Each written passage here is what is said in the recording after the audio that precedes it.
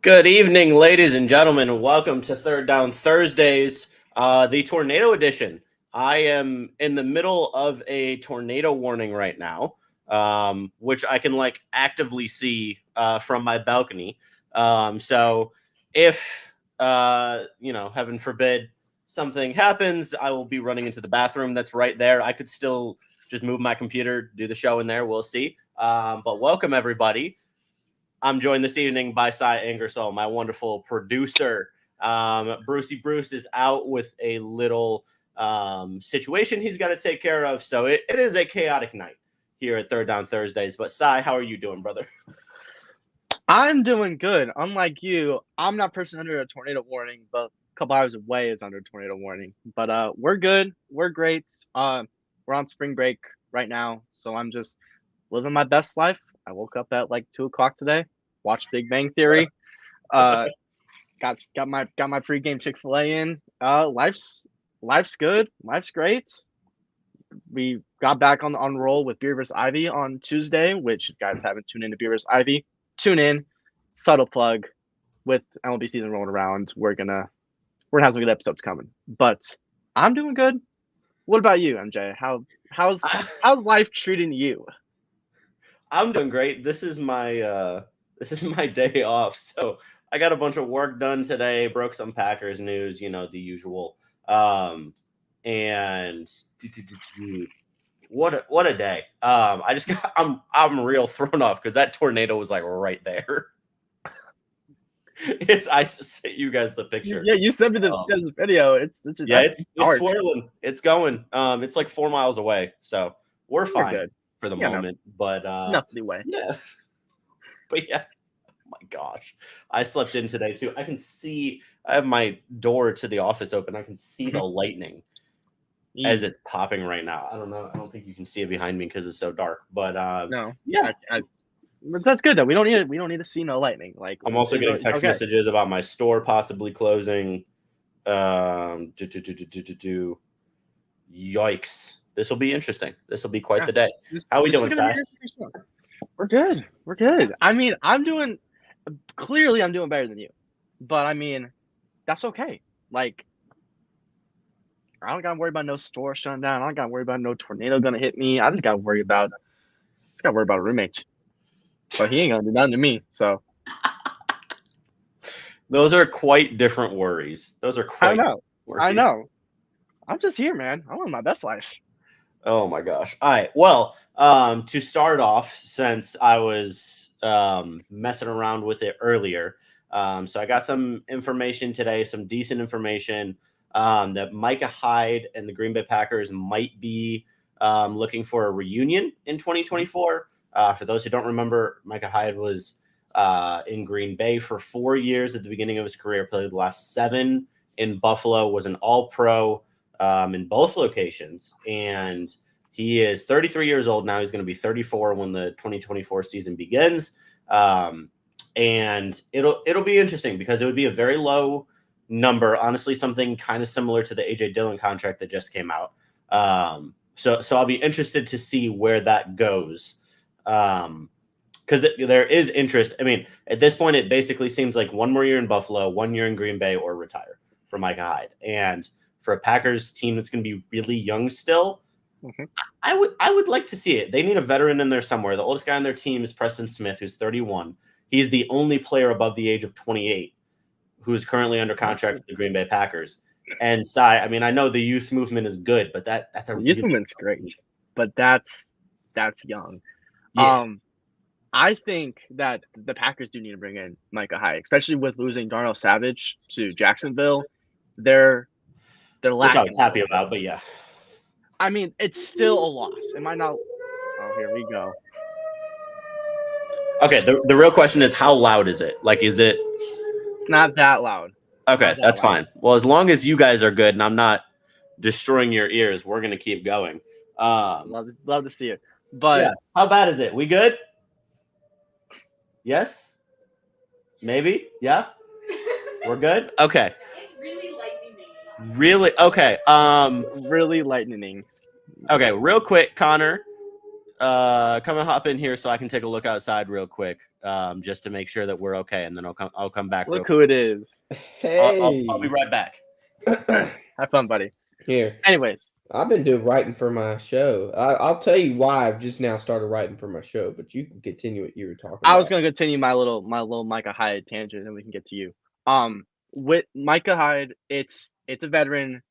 Yes, the Packers and Donald Savage isn't per se a big hit to some people, but they need a veteran. They need another safety in that system. And one more year, Micah Hyde before he retires, go on a high note. Hopefully, help out that mentor that Packers defense to possibly playoff run. Like you need to see it. I'll go out in just a second, but this is what I have to say about that. There's a lot of even with we had Malcolm Jenkins till he was like 33, 34. Cam Jordan's going to be probably 35 when the season starts. Demario Davis is probably 35. They're all old people, but they still can produce. So age is just a number when it comes to football. Of course, you have regression and stuff when you reach a certain age, whatever. A safety, it's negligible. It's up to the discretion of everyone else.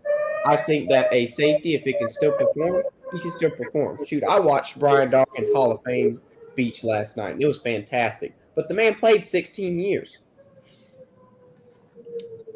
I like that. Looks like Tornado's going diagonal right now, so like it's coming a little closer, but we're still good. We're good. All right. Hey, love to hear it. The Soviets are coming. Yeah, basically, Jack. That's basically what I'm hearing right now.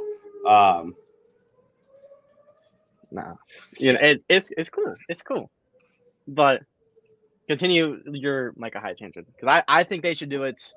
They need a veteran. He'll mentor that defense for at least one season, and I think it's something that needs to happen. Well, and so the interesting thing is, I saw a lot of people on the tweet today saying, well, they made Micah Hyde angry when he left in 2016, so this isn't going to happen. So you need to remember, Packers had a different general manager in 2016. So there were two big reasons that they didn't re-sign Micah Hyde. First of all, the late Ted Thompson, rest in peace, fantastic general manager. He did not sign defensive players to another contract, almost ever. It was incredibly rare.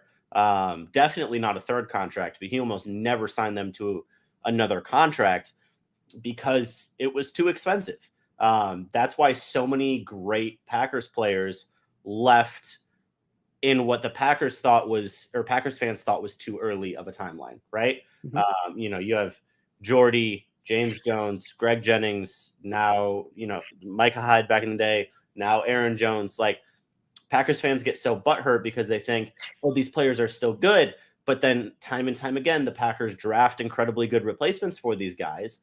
Same thing in 2016, the Packers drafted HaHa Clinton-Dix, who was incredible for 3 years. And then the Packers got rid of him a year late in his case. And everybody's like, why is HaHa Clinton-Dix still on this team? Well, he got drafted as the replacement for Micah Hyde. And I hate to break it to you, but it worked for 3 years. I mean, the Packers weren't good for those few years, but HaHa Clinton-Dix was a top safety. So I trust the way that the Packers do business. And I also trust that Micah Hyde isn't going to hold that against the Packers 7 years later when they have completely different management. Brian Gutekunst was there in the Packers front office, but he was not the decision maker in 2016 when Micah Hyde left in free agency. So there's mutual interest. We'll see if it happens. I think it makes a lot of sense on so many levels. And even just on the flip side, I would love to have Jordan Love go against Micah Hyde in practice every day. Because you talk about an incredibly intelligent defensive player who's going to give Jordan Love all types of looks. I mean, that would be my only concern with a really young defense is Jordan Love might not get the best looks in practice every week. But if you give me Micah Hyde, who can not only teach that defense, but, coach Jordan Love through a year, I think that would be incredibly valuable. We just have to see what the two sides actually want to do. But there's some interest there. So we'll see. Love to see it.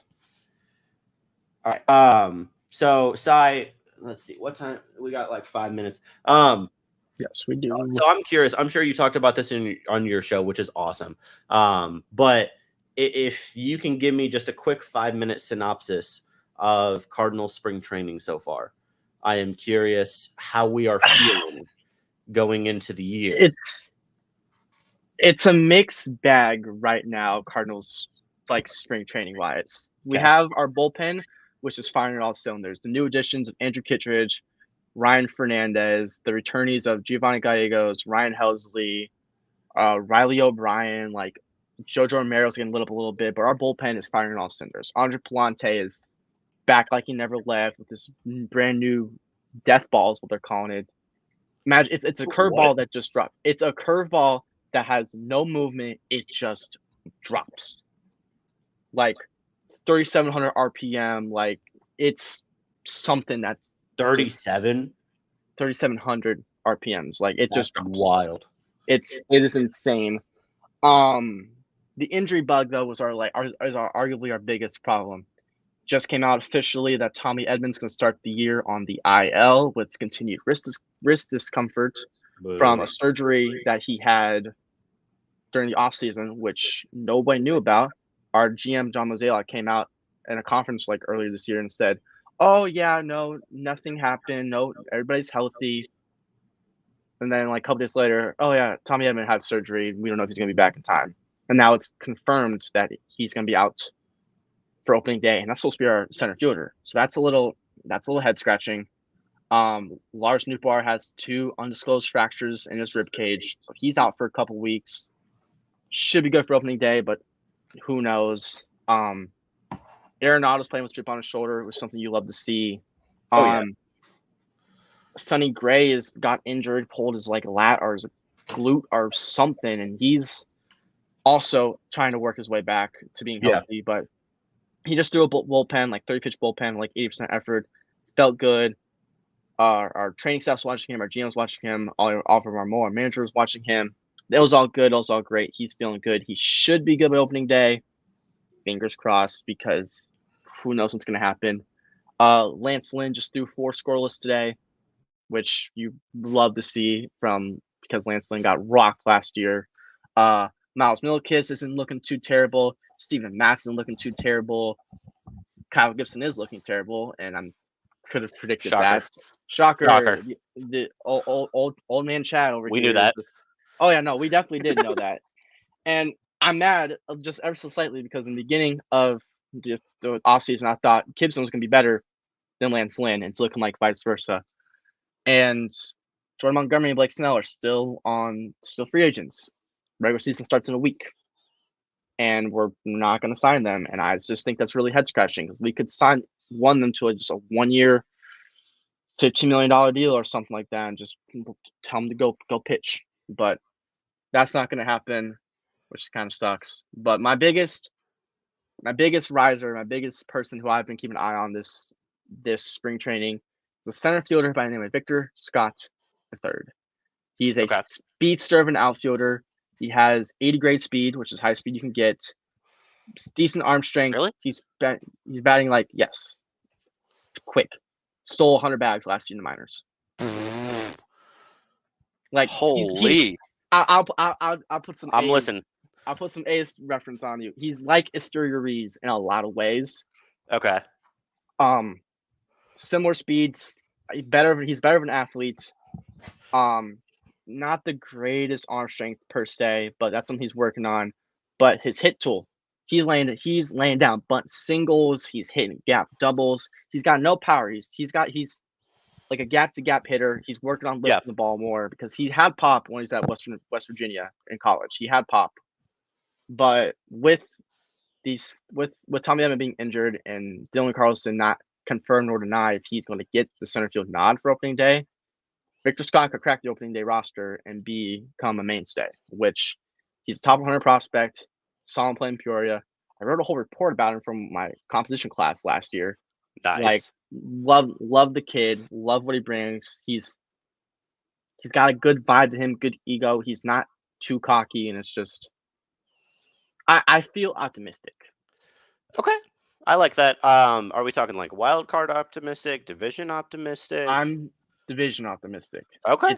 It's going to come down between the Cubs and the Cardinals, and maybe the Reds if the Reds get hot. The Reds just lost Noelvi Marte for 86 games to a PD suspension, which will hurt them. So, but I still think it comes down to Cardinals or Cubs. The Pirates are going to finish in 5th.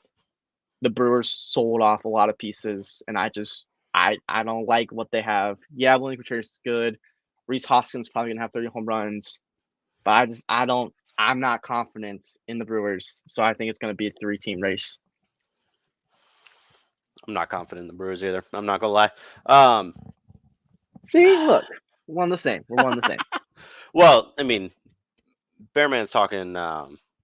Bearman's defending world champion, so That's okay. he kind of can He feel yeah. however he wants when it comes to baseball. But if we make the wild card, we maybe win the series.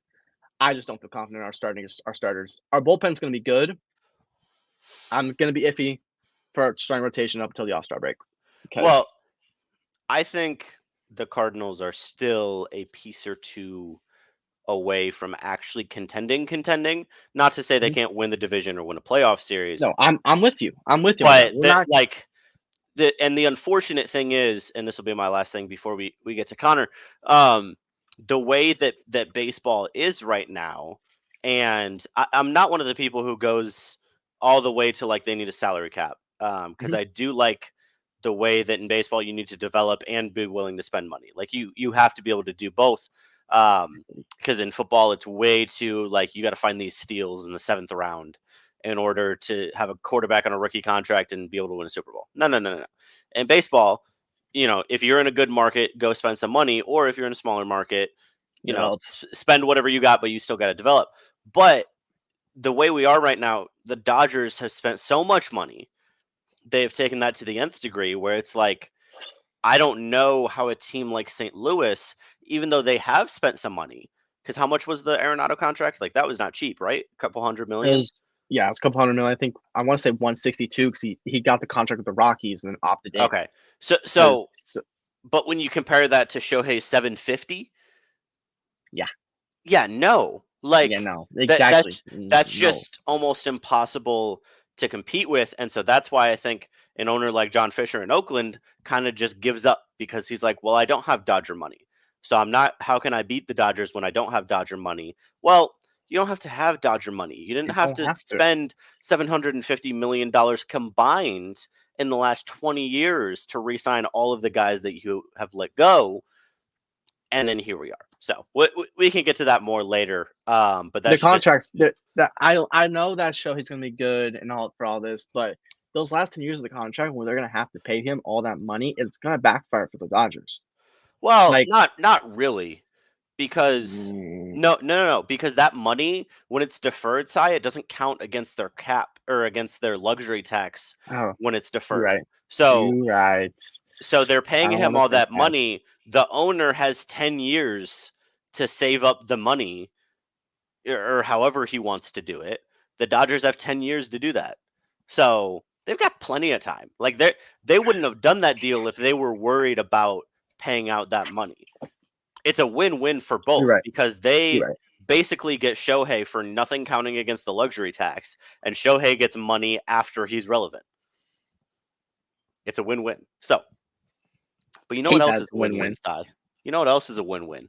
What's a win-win? Is the greatest podcast segment in sports history. I'm no Coach Bruce. I don't know the WWE intro, but what I do know is that I am excited and ready for the Davis division with Connor Davis. Bring him on in. Let me talk to you. Yeah. And back in H-Town he is. How we doing, Connor? That boy in Hattiesburg, Mississippi. I'm doing good, but when I go to Hattiesburg, it's always you have work to do. So really you don't get I have a spring break, but I gotta work, but it's just a part of life. Well, it's more of a mental spring break. it is. But I didn't end up getting yes and no. I didn't end up getting into the stream until about 6:50 something, and it's usually like 6 o'clock. I'm able to make the stream. Right. Well, I just was doing my Davis division actually while y'all were talking because I just didn't have time. I had to eat. I hadn't eaten all day, and last night my brother steps in the bathroom. He's like, "There's water everywhere." I'm like, "What are you talking about?" And he opens underneath the sink, and it's just leaking. I'm like, okay. Oh, what boy. the heck? Oh, So today, actually, got a wrench, went underneath there, looked at it and stuff. A handyman we got here. Yes, the drain pipe, which is stuff I've learned today with this terminology. So it's not like that I just am some plumber or super plumber or anything. This stuff I've learned today. You have like a P trap that kind of like, it looks like a P, but it's kind of like an upside down P, and then it goes into a drain pipe into your sink. makes sense.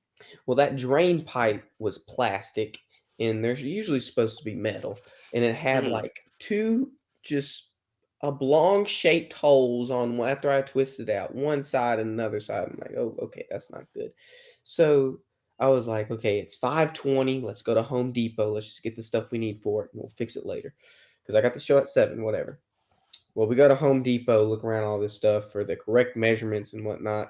Finally, we get to this lady that is asking me all these questions. I'm no plumber, so I'm trying to answer them the best I can with the knowledge that I have been given myself with the deconstruction of this piping. And she's asking me all these questions like, oh, is this some terminology I don't understand? I'm like, well, this is what I do know. I told her what I knew, and she helped me the best she could. I said, I'm going to take this. I'm going to take this. We had to end up getting a new sink, brand new sink, because that's what the problem was too. And then Oh, more wow. piping for it. So, I'm not doing it during the show, either tomorrow morning or tonight after the show. I'll be pulling up a sink and then putting it back down. But that's just why I was late, later than usual, just doing stuff around the house. Man, Hey, I I love gotta me a respect handyman. I was gonna say I gotta respect a young handyman in his prime. I gotta. In his prime too. Whew. That's what I try to tell people. Shoot, I applied at Toyota, Toyota Hattiesburg. Yeah. Did they say no? They told me that the job I applied for are for people that want to be a mechanic in their careers. Well, they kept asking me, what do you want to do? What do you want to do when you get out of college? What do you want to do? I said, I don't know. I don't know what I want to do. I said, as long as I'm glorifying God and I'm happy, that's the only two things I care about. If I'm selling trash cans on the side of the road, if I'm happy and I'm glorifying Him, that's all that matters. That's what I told them. Mm-hmm. And they were like, well, I can't really give you this job, but what I can do is I see your qualities and what you're good at. I want to get you in sales. Well, we're going to call you later this week. And I haven't received a call. I might not get a call. It's whatever. This woman's really busy. If I don't get a call, I'll just go somewhere else. It's not a big deal. I'm not going back to Chick-fil-A, though. Mark my words. If for Yes. some chance they do call me, I'm like, hey, we'll give you a team leadership position if you just come Don't back. do it. Don't do it. I might Don't do consider it. I might Don't do it. consider it. Because Connor, it's the money. It's the Nah, money. no, It's no, the- no, it's no, just no, the no, no, money. no, no, no, no, Money's no, not worth no, it. I need the no, money. no, no, Money's no, not worth no, it. No, no, no, no. That's if that happens. Should I do it, Si? Should I do it? I'll do it. Do it. That location is doo-doo. When I tell you not just the way it is run, but also the processes they have and the habits they have and the things that they do and how slow they are and how slow they are at closing and how slow they are at opening, don't do it. Don't waste your time. Like it is disrespectful to you to stoop down back that low. Don't do it. And Yeah, that's I tend to why agree with you. I'm not going back to Chick-fil-A ever. Nah, come to because- mine. Mine is good. I'll Okay. think about it. We got mine. We got mine in good shape here. Come to mine, I'll but think about it. don't do that. Don't do that. Not That good. might be a December thing if I want to come back for Christmas. Hey, man. We'll have I'll to move see. down. I'll move down to Frisco, and Yup. I'll work with you. Yup. And you can, and I can be a lead in the front or the back. I got you. Look, Well, you'd have to Si, learn you go to Spanish if you SMU, want to be right? in the back. You'd have to learn Spanish. So But let's get the football, because Yeah. today Football? yes, I have a Talking little about playoffs? specific. No, I'm talking about free agency. All right, what's up? Talking about.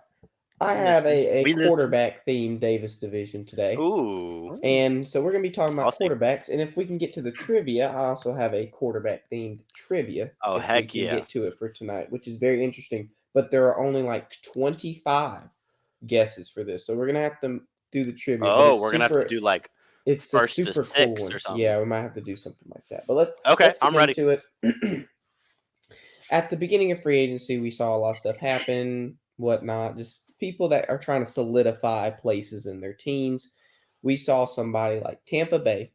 They picked up Baker Mayfield the last season, ended up taking him to the playoffs, beating the Eagles. So that, hey, if he can do that, if he can get as many wins as Kirk Cousins did in 12 seasons in Woof. 1 year, Woof. let's keep him. Hate So to see Baker that. Mayfield signs a 3-year contract with the Bucks. It's $100 million, but it can be up to 115 depending on his win situation and it, the incentives and stuff. Of course, he's got 50 million guaranteed with this contract. Since he won the NFC South last year, my question for you guys is: do you think Baker can take the Buccaneers to another NFC South championship run? Yes, And win because it the again? rest of the division is doo-doo.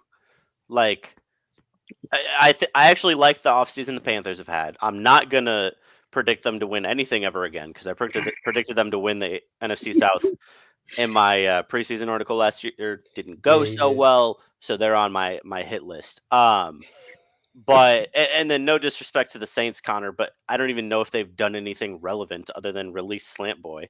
I can tell you what they've done. Derek Carr is just a sad excuse for a starting quarterback. Their offense is horrible. Monsieur Allen down there is just not a good head coach. Like, there's so many problems in New Orleans. And then Atlanta, I mean, We're gonna get to Atlanta next. So choking Kirk, we'll get there in a minute. But, Kirk O'Chains, nope, I don't care. Big Kirko. Yeah, no. The fact that the Falcons are like hyping this man up like that, no. Please stop yourself. Okay. I think the Bucks have the best coach in the division. I think the Bucks have the best quarterback in the division, and I think they're going to win the division. Really? All right, this is where I'm Mr. gonna. Off the Achilles tear, Kirk Cousins. Really? This is where I'm gonna interject. I think the Falcons got something good. I don't believe in the Saints at all. Drake, awful. I'm not Drake. Derek Carr That's isn't awful. it. The Saints were number 2 in the division last year. Yeah, they you don't shouldn't believe have in them. They been. were one win away from they- winning the entire division. Yeah. You don't Did they believe win? Did they win the division? No, but They it's not. didn't win the- No. Hey, Did they? you're not talking. I'm Did they? talking. Stop. Chill. They did. Saints ain't doing nothing. The Saints aren't gonna do nothing. That's disrespectful. The Panthers. It's gonna be. Well, it's crazy when the Panthers do better than the Saints this year. I'll say that right now. You think a It's gonna team is gonna be Yep. better than the New Orleans? Yep. I like the offense of the Okay, Panthers. MJ. They low-key made some nice O-line additions. They made some moves. Okay, MJ. What's they their made some defense look moves. like? They traded away their best defensive player. What'd they get for Hey, it? Si? listen, that's You know what they got for it? A scraps. 2nd-round pick and a 5th-round pick. Do you know And his more than the Bears contract gonna was get worth? for Justin. His contract was worth a number God. 1 D lineman in the entire league. So if you want to right, talk though. about offense, we can have a good offense. They're the pretty boys, but as Nate says, defense wins championships. Side defense wins championships. And when you don't have a defense, you're not going to win anything. Hey, let's talk about that Radio Shack mic real quick. Continue. I need to get a mic. Yeah, you need to get a lot, but that was. Oh my gosh!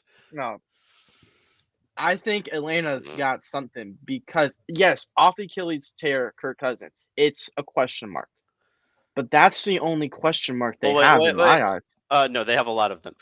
Why don't you let Connor ask his Atlanta question? Oh, do you want me to ask my Atlanta question? Since you have an Atlanta question, Sai's about to go on an Atlanta rant.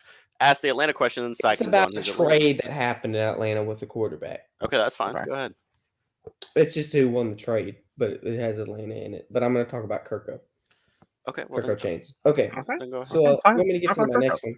So Atlanta gives Kirko Chains, Big Kirko, a 4-year, $180 million contract with $100 million guaranteed. Coming off an injury, has only won 1 playoff game in 12 seasons as a quarterback, which is iffy in my opinion. But I'm glad the Falcons did it, not us. So the Falcons have decided to completely restart their quarterback room. Okay, I don't know if they kept Taylor Heineke. I don't know what his contract was, but they re-sign. I mean, they signed Kirk Cousins. Well, they end up trading Desmond Ritter, who I actually wanted the Saints to draft whenever he was going into the draft. They trade him away to the Cardinals for Rondale Moore, wide receiver. Just a Love it. straight up trade, quarterback for wide receiver. Mhm.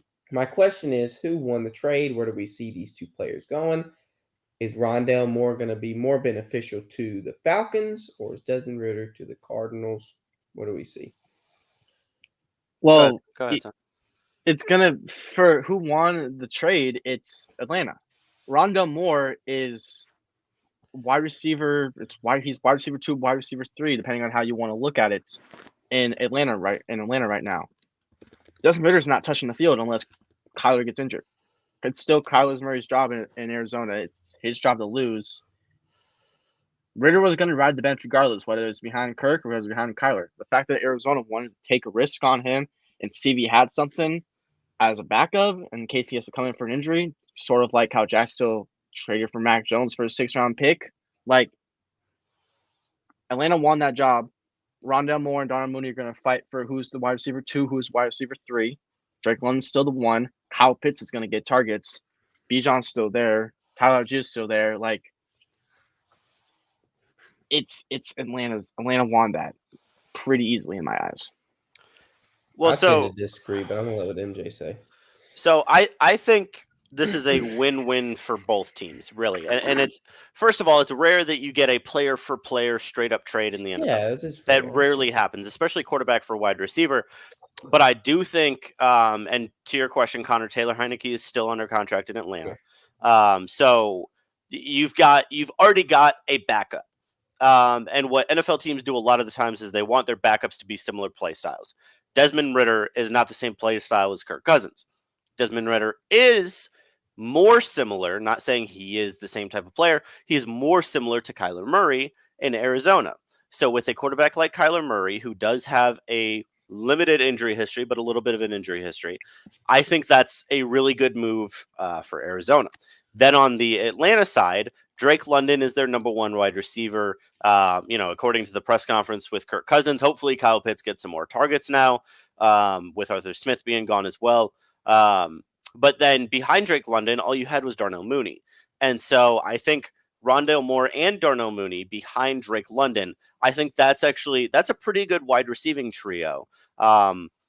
I really hope Drake London takes a step up because he's the only one that even has the capability of being a true wide receiver 1. I think he's got it in him. We're just going to have to see how that works. But Kirk Cousins always has a top wide receiver. And so if it's going to be anyone, it's going to be Drake London and or Kyle Pitts. I honestly, I think the biggest thing that they're missing right now is a blocking tight end behind Kyle Pitts. Because the way they use him is very similar to how the Chiefs use Travis Kelce, and the Chiefs always have multiple blocking tight ends on the roster behind Kelce. I think that's the biggest thing right now that offense is missing. They traded for one. They did? Yeah, they traded 49ers. However you pronounce his last name, he's on the 49ers. His name's Charlie, like Warner or something. Charlie Warner. Oh, they got Charlie Warner? They did. Yeah. So they have a Oh, blocking okay. tight end. So Yeah. and that offensive line was good, was decent. And last year. Warner's on a cheap deal. It's 3 years, $12 million. Okay, Like- so I actually really like that offense. The defense, we've got some question marks, but they don't need to spend much draft capital on that offense at this point. So I think that's a really good deal for both sides. I mean, they've got Jesse Bates and AJ Terrell in the secondary. I'm not super familiar with their linebackers or defensive line, but I don't think it's like top tier. So that's where I would spend my money and the rest of my draft capital if I were Atlanta. But honestly, I'd give both teams a solid A on this deal. Like, I like it. Well, there's sometimes where I like to ask y'all questions, but I also like to, kind of answer myself. I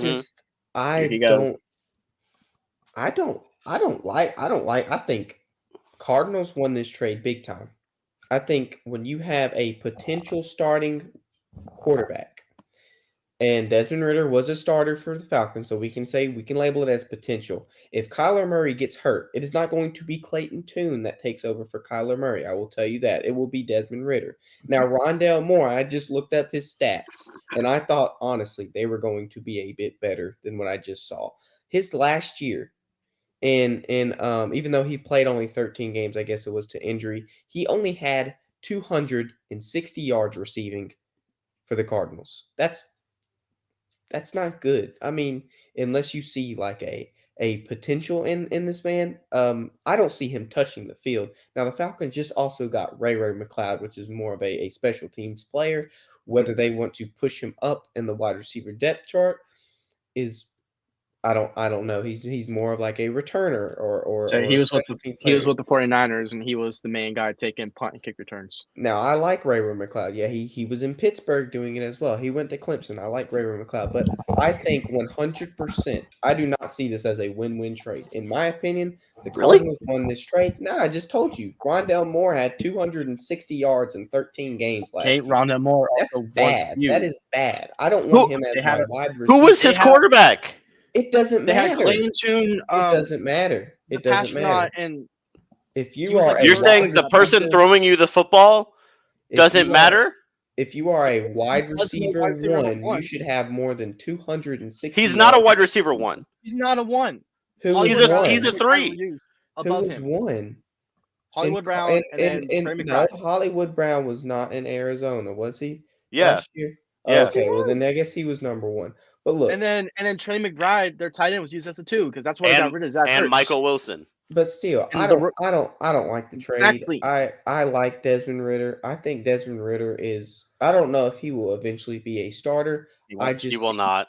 I just see them being. I just see Cardinals winning this trade. I don't Womp, see you're Rondale wrong. Moore. Brother, they're being, paying Kyler Murray a bag. And Yeah. if anybody lost this trade, it's the Cardinals. They're already paying Kyler Murray a bag, and they got a quarterback that's going to want a bag later because he was a first-round pick. So, yeah, exactly what Jack said. Rondale Moore wasn't getting the targets. That's why. It's not that he shouldn't. It's that he wasn't. But it's because they had Clayton Tune and God knows who else. I don't know. I don't Josh know. who they Dobbs had. was the starter for 6 games. Yeah, like really, we're gonna do that. How did Jay Jettas look with Josh Dobbs? He was Not hurt. great. He was hurt. Not the whole time. Just about. back. I mean, he didn't No. really have a lot of No. time with him. Okay, how did Jay Jettas look with Nick Mullins? I mean, I don't know how many games he played. I can't answer that question. Oh my gosh. I don't. Okay. I Next honestly question. don't know. Next question. I would Next have to question. look at it. Next Next question. question. Nope. Stop. Next question. Well, we have our opinions. I just like Desmond Ritter. For some reason, I just like him. Just Well, like for some reason you like Jaden Daniels more than Caleb Williams. It ain't Yup. for some reason. It ain't for some reason. It's a very good we're reason. not doing It's this. for again. reasons you can't actually articulate. I've articulated them very well. You ain't I articulating believe nothing. I believe so. Even Ben Kirk's on my side. Let's go, Kirk. Okay, but at least Kurt actually watched film. I watch game. You know what film is, MJ? Snippets of a game.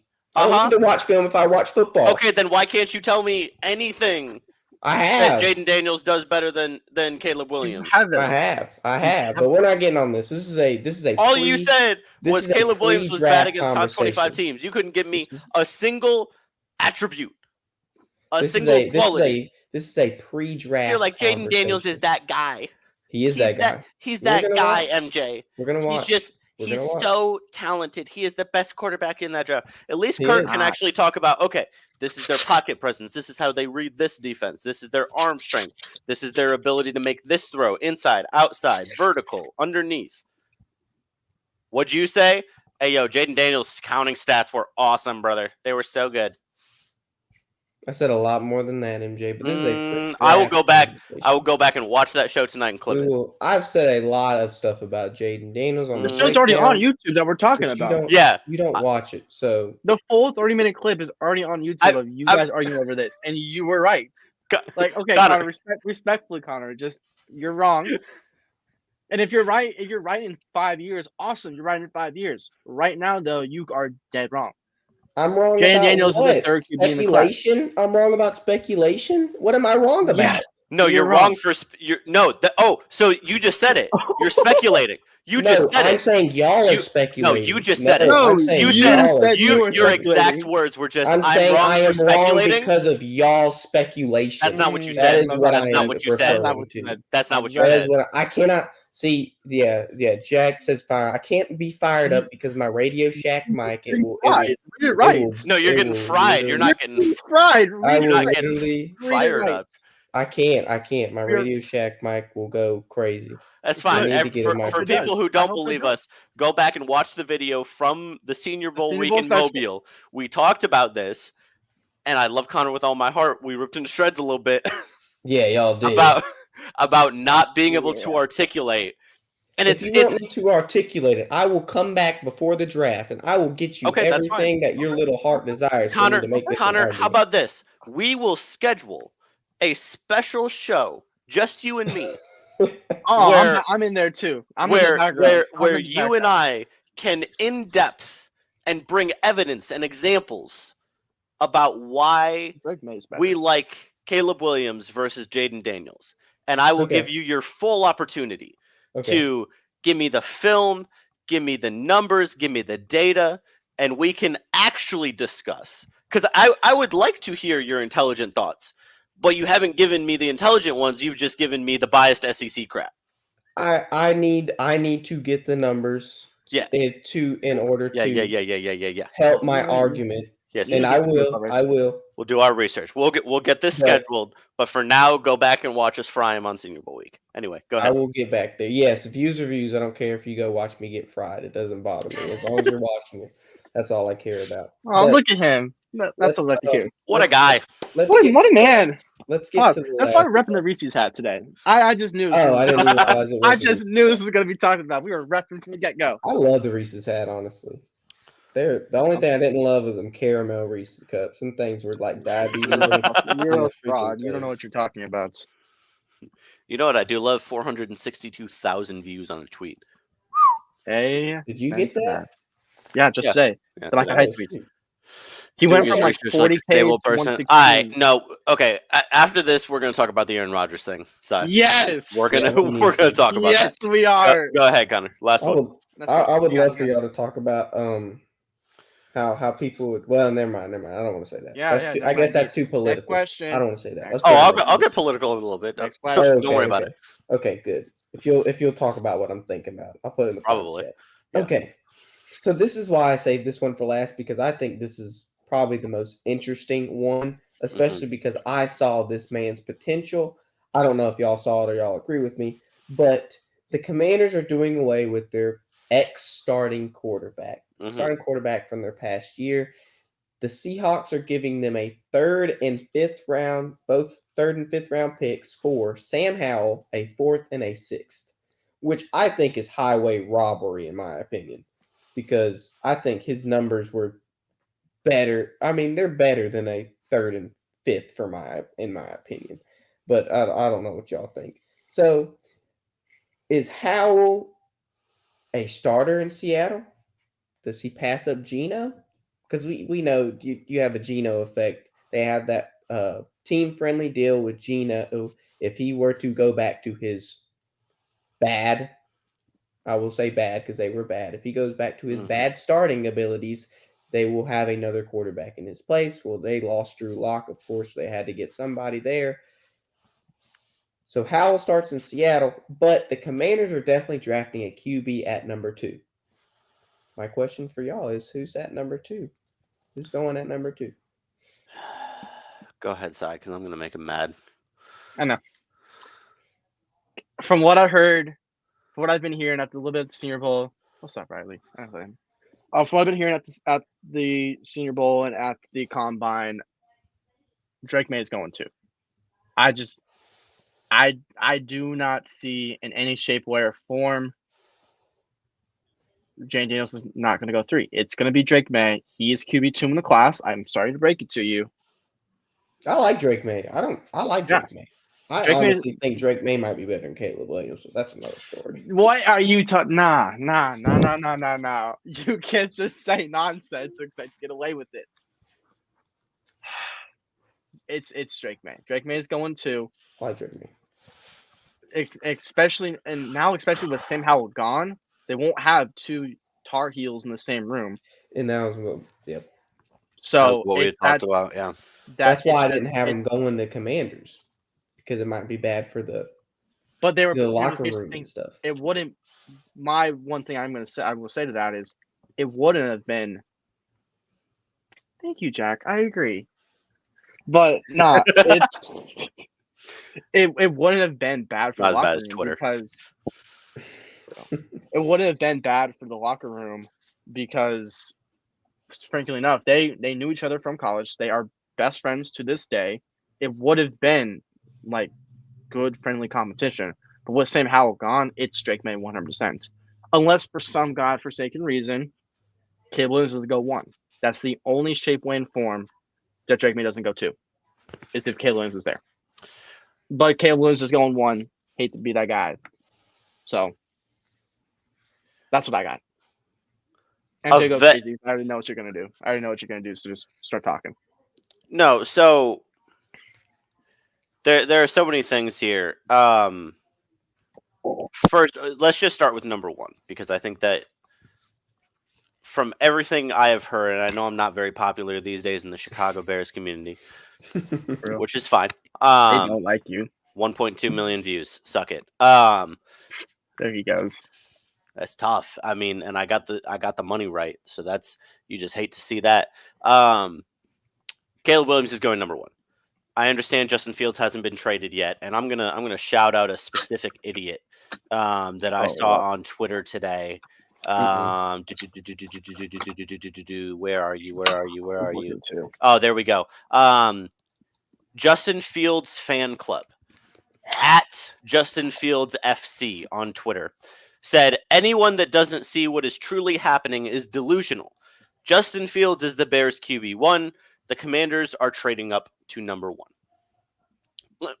Let me just, and I agree in theory that the Commanders could trade up to number 1. They have, I think this idiot posted the picks too. I forget where it was, but I believe they have 5 picks in the top 80. The Commanders do. So if anybody has the ammunition to go up, and it would only be a spot. So Jack can tell me in the comments what the number value would have to be. I don't know what picks the Commanders would have to give up.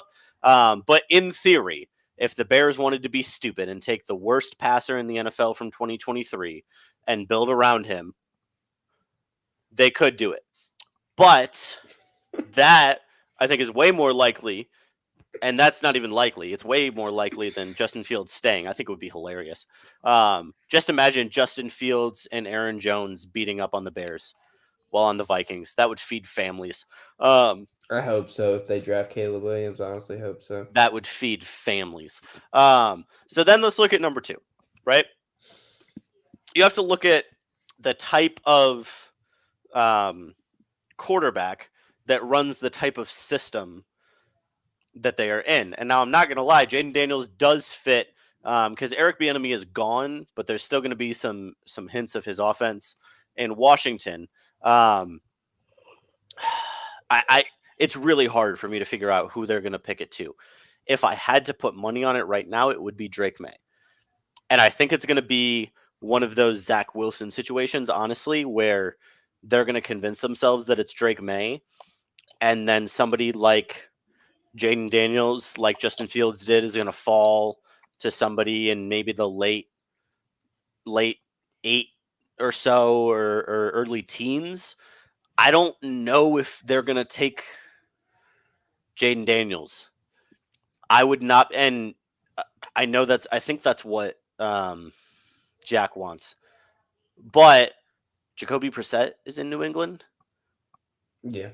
If I were New England, I wouldn't be mad at drafting Marvin Harrison Jr., who you know what you're getting, and let those guys go at it. I don't know. I think 2 and 3 are the most interesting picks of the draft. I don't think 1 is a question. I think 2 and 3 are the most interesting picks in the draft. I think 1's a question. I know you think 1's a question. We already know. I that's what's wrong. That's what's wrong with society.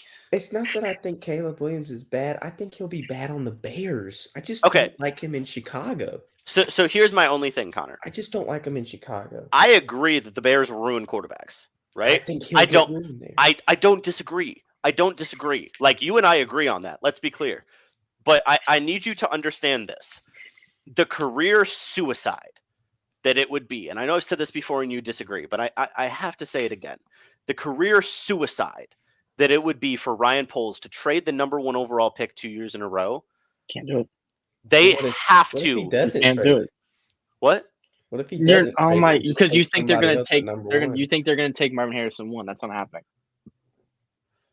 What if they do? I mean, that's still.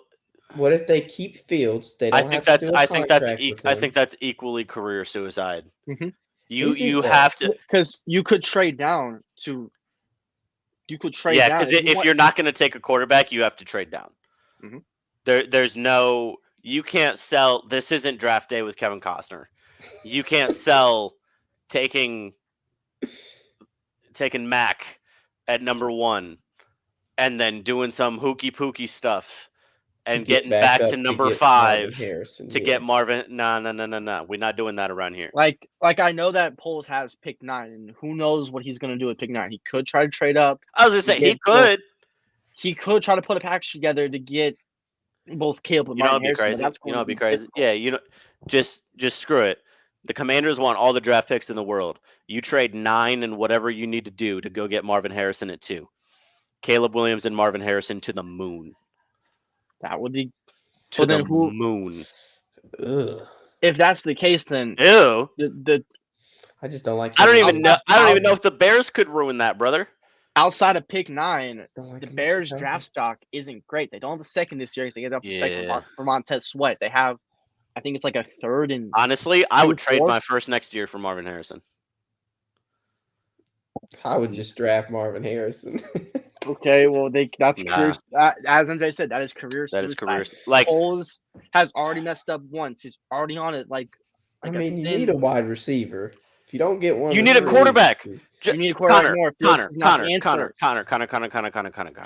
I need you to look me in the eyes and understand this, okay?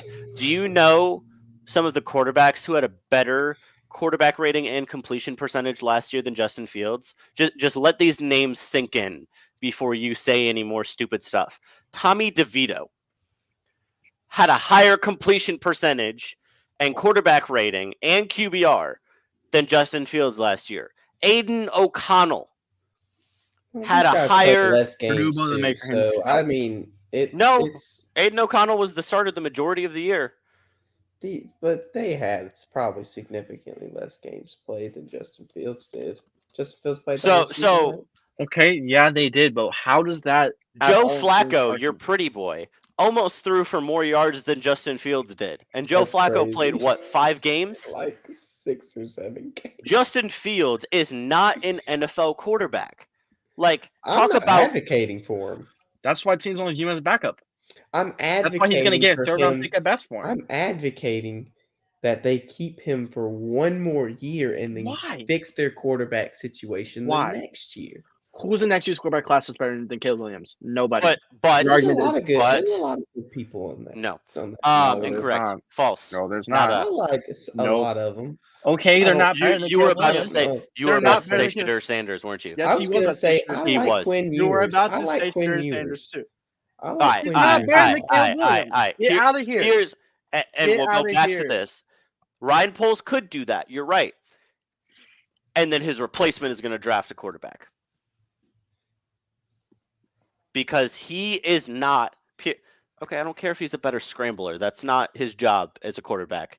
That's an added benefit. You want to know why the Ravens won more games this year? Because Lamar Jackson learned how to throw out of the pocket. You can ask Nate when he comes on in 45 minutes. What is your job as an NFL quarterback? Throw in the pocket. Patrick Mahomes is incredible. He's a really good creator outside of the pocket. You know what he's the best at in the NFL? throwing in the pocket. Ryan Poles should have been fired already. You're correct. And it is a guaranteed firing at the end of 2024 if he does not draft a quarterback at number 1. It doesn't have to be Caleb Williams. It has to be a quarterback. But It is. It is. And Connor, I'm not saying this solely from my personal opinion. I'm saying this from talking to people who are much smarter than me in the football world, knowing that it is career suicide for Ryan Poles to not draft a quarterback.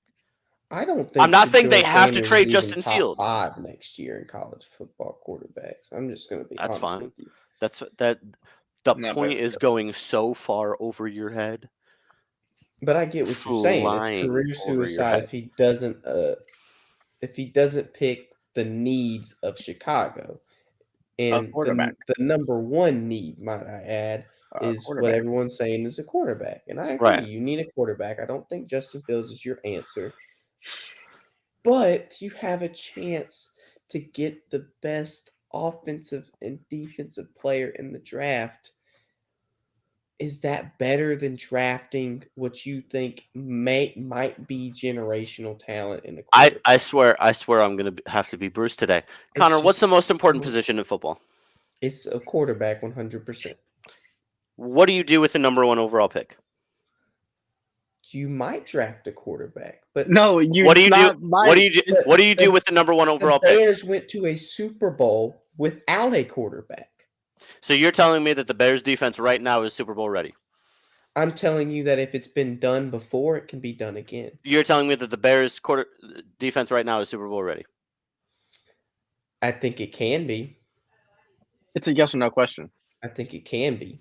It's a yes or no question. It is very possible It's a yes or for no it to question. be a Super Bowl defense. It's I a feel yes or like- no question. How are you over here saying it's very possible? Are you okay in the head? I think they have a good defensive end. They just got Jalen Johnson back. I think that was good. They still have Tyreek Stevenson, right, in their secondary. Yeah. They need to address their safety. They just got rid of Eddie Jackson. I don't know who they have at safety. They got Jonathan Kevin Owens Byard. now, right? Yeah, I they don't got know Simone how. Biles I this don't. one. Yeah. I don't think that he's Who got- amazing He's by due. any Yeah. means. I don't think he's amazing. He's not at all. good. But you have a chance to get Dallas Turner, who I think is very, very capable of being a star on that defense. And if you can get him and you can get a star like Marvin Harrison Jr., I don't think Who that's gonna throw him career the ball? suicide. I think Justin Who's Fields can throwing throw him Marvin the Harrison ball. the ball? DJ It's Moore not- had over 1,000 yards this season. If DJ Moore can get over 1,000 yards in the season, Did they win football games? Marvin Harrison can. No, but 7 is better than what they won before, so it's an improvement. If you Oh, yippee! if you build around, I mean, it doesn't happen overnight. Man, we're in the It doesn't playoffs happen though. overnight. So you went from 7 wins. What did they have the year before? 4. Yeah. Let's say they get 3 more this year. That's a playoff spot. They're You just they're won yourself a playoff spot. okay. Connor, now I'm going to turn into Nate. What's the point of playing football? To win championships. And who gives you a better chance to win a championship? A quarterback or a edge rusher? Or edge rusher and wide receiver. No, they're going to draft a wide receiver either way, right? I think we all agree on that. I think they will. I don't know who. It So will who be. gives I you a hope better it's chance to Marvin win a Harrison Jr. to win a They Super don't- Bowl? A quarterback or an edge rusher? A If they're quarterback, if so, then why don't you take a quarterback? Connor, they don't need to draft Because Marvin Harrison at 1. This wide receiver class is good. Shut But up, Jack. You Marvin can Harrison get Jr. is Shut up, Jack. Bananza or you can get Neighbors at 9, and both are arguably in that same level as Marvin Harrison.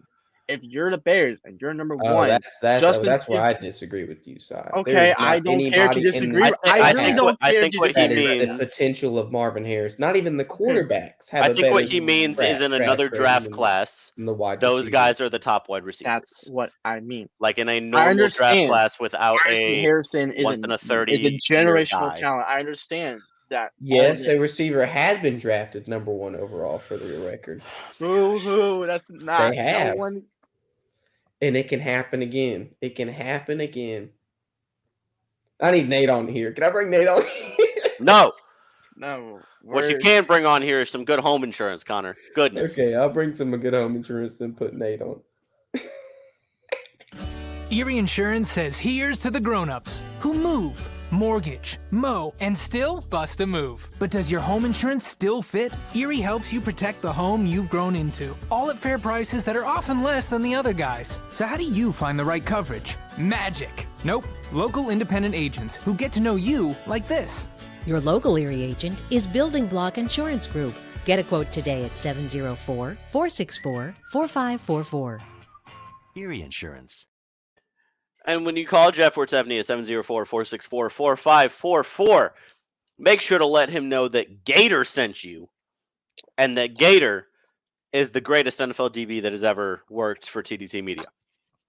For those watching who have watched or who will watch this later, I apologize for the idiocy that you just heard from our executive producer. I take that personally. And I want to apologize to the men, women, and children who had to listen to that. You expect it on the breakdown, but on Third Down Thursdays, you expect informed, educated takes with lots of reason, logic, and calm discussion. And that's not what you got tonight. And I'd like to apologize for that. Oh, you wumped yourself. That's sweet, Connor. Yep. But with that being said, I love Connor with all my heart. I do. You said, Cy, when we were texting, when we found out Bruce would be out tonight, that we were just going to yell at each other. Yep. And you were right. You were right. I told you. Because that's what we did in Mobile for a week. I know. I know how it is. When we get on a show together, this is what happens. Yes. Thank you. Yeah, I mean, hand up, accountability. We were unprofessional. Hold on. Left hand up. We yelled. Left hand up. Accountability. For you, Jack. Accountability. Yeah. Accountability. Okay. I am accountable for C. Davies' actions. Yes, because that is my producer. I hired him, and I need to train him better before I let him out into the wild. Stroke that thing, cuzzo. Oh my gosh. But for real, we need to schedule that talk. Me and Connor. It's gonna be like a WWE fight or like a boxing match, like Mike Tyson and Jake Paul. That's what it's gonna be. And let's be clear, I am Mike Tyson. But with that being said, I believe it is time, if the young man is ready, to bring in. I think he is. I believe he is. He looks like he's in the zone. Oh, he's feeling. Yeah, he's ready. He's ready. Ladies and gentlemen, it is time to bring in the greatest DB to ever work for TDT Media, the host of The Breakdown, Mr. Nate Ness, also known as Gator. And ladies and gentlemen, what does Gator not do? Play no shit. There he is. How we doing, brother? I feel like a Jedi right now. Yeah? You in the zone? I'm in the zone. You see the sixth dimension? I'm scared. I see the sixth dimension with those biceps. Oh my goodness. Look at him. Oh my good. Can we get like a real flex? Can we get like a Okay. Juggernaut, baby. Yeah. Yeah. Oh my gosh. Oh yeah, we got to get some fireworks for that, baby. Got to get some fireworks for that. I can't. Oh, look at that. I can't do it. You don't get no fireworks? That's tough. Mine don't do that. You hate to see that. All right, so Nate. Question. I just got a question. Yes, sir. Yes, sir. Okay, well, first off, if I can. First, do your thing. Yep. Do your thing. Say hello to the family, to my children, Tyler, Nemo, Demi, to DQ. I love you. I love you all. Moms, pops, I love you guys. Okay, now let's get to the meat and potatoes of everything. Let's go ahead and let's all do it. Yeah. Can't do it, but what are you doing? Hey. What in the Illuminati was that? It's a heart. It's a heart, bro. It don't matter. What are you doing? It don't matter. That's how I've done a heart. I saw that. I did. I messed it up. It's fine. It's okay. Did you see? You saw me. Saw him. It's okay. I know what I did. See that? Hey, accountability. I know what I did. Okay, I just gotta ask a question. Yeah, what's up? Help me understand something right now. Yeah. I got you. Why are you apologizing? Who did what? So So Connor Your was co-host. going I'll off go with again your co-host. about his like drafting Marvin Harrison Jr. at 1 and instead of a quarterback. And what I was trying to explain to him once again, Nate, was the career suicide that it would be for Ryan Poles if he either trades number 1 2 years in a row. Basically, whatever he does this year, if it doesn't work this year, he's probably gone. Right? I think we can all agree on that. Him lose both. And so the biggest ceiling move, the biggest make or break move is taking a quarterback at number 1. I'm not saying it has to be Caleb Williams, right? It can be whoever the Bears think is the best quarterback. But to not take a quarterback to try and improve the most important position on the field, I think is just ridiculous for the Bears to not do when Justin Fields was flat out, of all the starting quarterbacks who played every game last year, the worst passer in the NFL. By a long shot, too. I'm not saying that he's a bad football player. I'm not saying that the Bears haven't played a huge role in him not playing well, and I'm not saying he can't turn it around. But based off of what we've seen right now, Justin Fields is not the answer at quarterback for the Chicago Bears, and they need to make a change, and that change needs to come through the first pick in the draft. So that's what we were going on about. So we were making fun of Connor by like apologizing. It was like a because he was saying some ridiculous ramble stuff again. It's normal for him. But... You can say whatever you got to say, Nate. Right, see, at least you'll give me some insightful takes instead of just doing SEC-based nonsense. Okay, insightful. All right, so we're talking about Ryan Poles and Matt Evans. All right, yeah. Whether they like it or not, So basically, what you're saying is you're going to take a rookie quarterback. Yep. And this year, basically, is you either going to make it to the playoffs or your ass is gone. Pretty much. You're going to put all your eggs into a quarterback. Yes. Rookie quarterback. Now, yes. The last time I checked, it was only 3 quarterbacks. Or excuse me, this isn't a quarterback draft, or at least I don't see this the quarterback draft of the Andrew Luck, Robert Griffin, Russell Wilson quarterback draft. Now, remember, Wilson wasn't expected to be the first round. He was a third round pick. Yeah, he wasn't the first rounder, and he wasn't expected to take to be the starting quarterback for the Seahawks. But, yeah, it was Luck and RG3, and then there was a big drop off. Yeah. So we had 3 rookie quarterbacks that took teams to the playoffs. So, okay, my bad. So I don't see this draft being. So if with the number 1 overall pick, the trade market for Justin Fields is it's none whatsoever. Yeah, it's bad. Yeah. Okay, real bad. Now we're gonna have to go ahead and go through this. We're gonna break down the whole thing. Okay, that's fine. All right. The best overall prospect in the draft, and it's not that I hate to say this, but it's the truth. The best overall prospect in the draft is Marvin Harrison Jr. Yes, so I think we all we've all the current floor, I think, is how we're all thinking of it. The current floor of any player in the draft, his is the highest. All right. Now, if we're gonna say anything about Justin Fields, his I guess you can say his digression or regression, I don't know, however you want to put it, as a passer, that goes on coaching. Because of the fact that you have to as a head coach, you have to put players around. When you guys drafted Justin Fields, he was in the first round, but what pick was he, MJ? I want to say 13. Like top 15? He's 13. Top 15. Yeah. So when you draft him top 15 in the NFL, or excuse me, in that draft, and you're basically saying he's going to be your franchise. Right. You have to put the necessary things around him for him to succeed. Number 1, you have to get coaching. Coaching that's an offensive coordinator and a quarterback coach that can get the most out of him. One of the things I respect so much about Josh McDaniels is horrible fucking head coach. Horrible. But when it comes to being a quarterback coach and an offensive coordinator, that's what he does. And preparing and using his quarterback's strengths. Clock management, horrible. But yeah. Clock management is trash, bro. But he knows how to get the best out of his play. He knows how to use his strength and whatnot. Matt Eberflus has not put anybody around Justin Fields so he can excel as a passer. Now, we don't necessarily I would agree with that. Yeah. We don't necessarily need him to be a drop back passer, because it's funny because I was just on a call with Jay Gruden yesterday, and that was the downfall to Robert in Washington. You try to change him into a drop back passer, which that's what Kirk is. That's why Kirk excelled in his offense. Yeah. And Robert didn't, because that's what Kirk does. He can drop back 3-step, 5-step, and survey through a field and go through his progression. To Robert couldn't do that. And that wasn't a part of his game.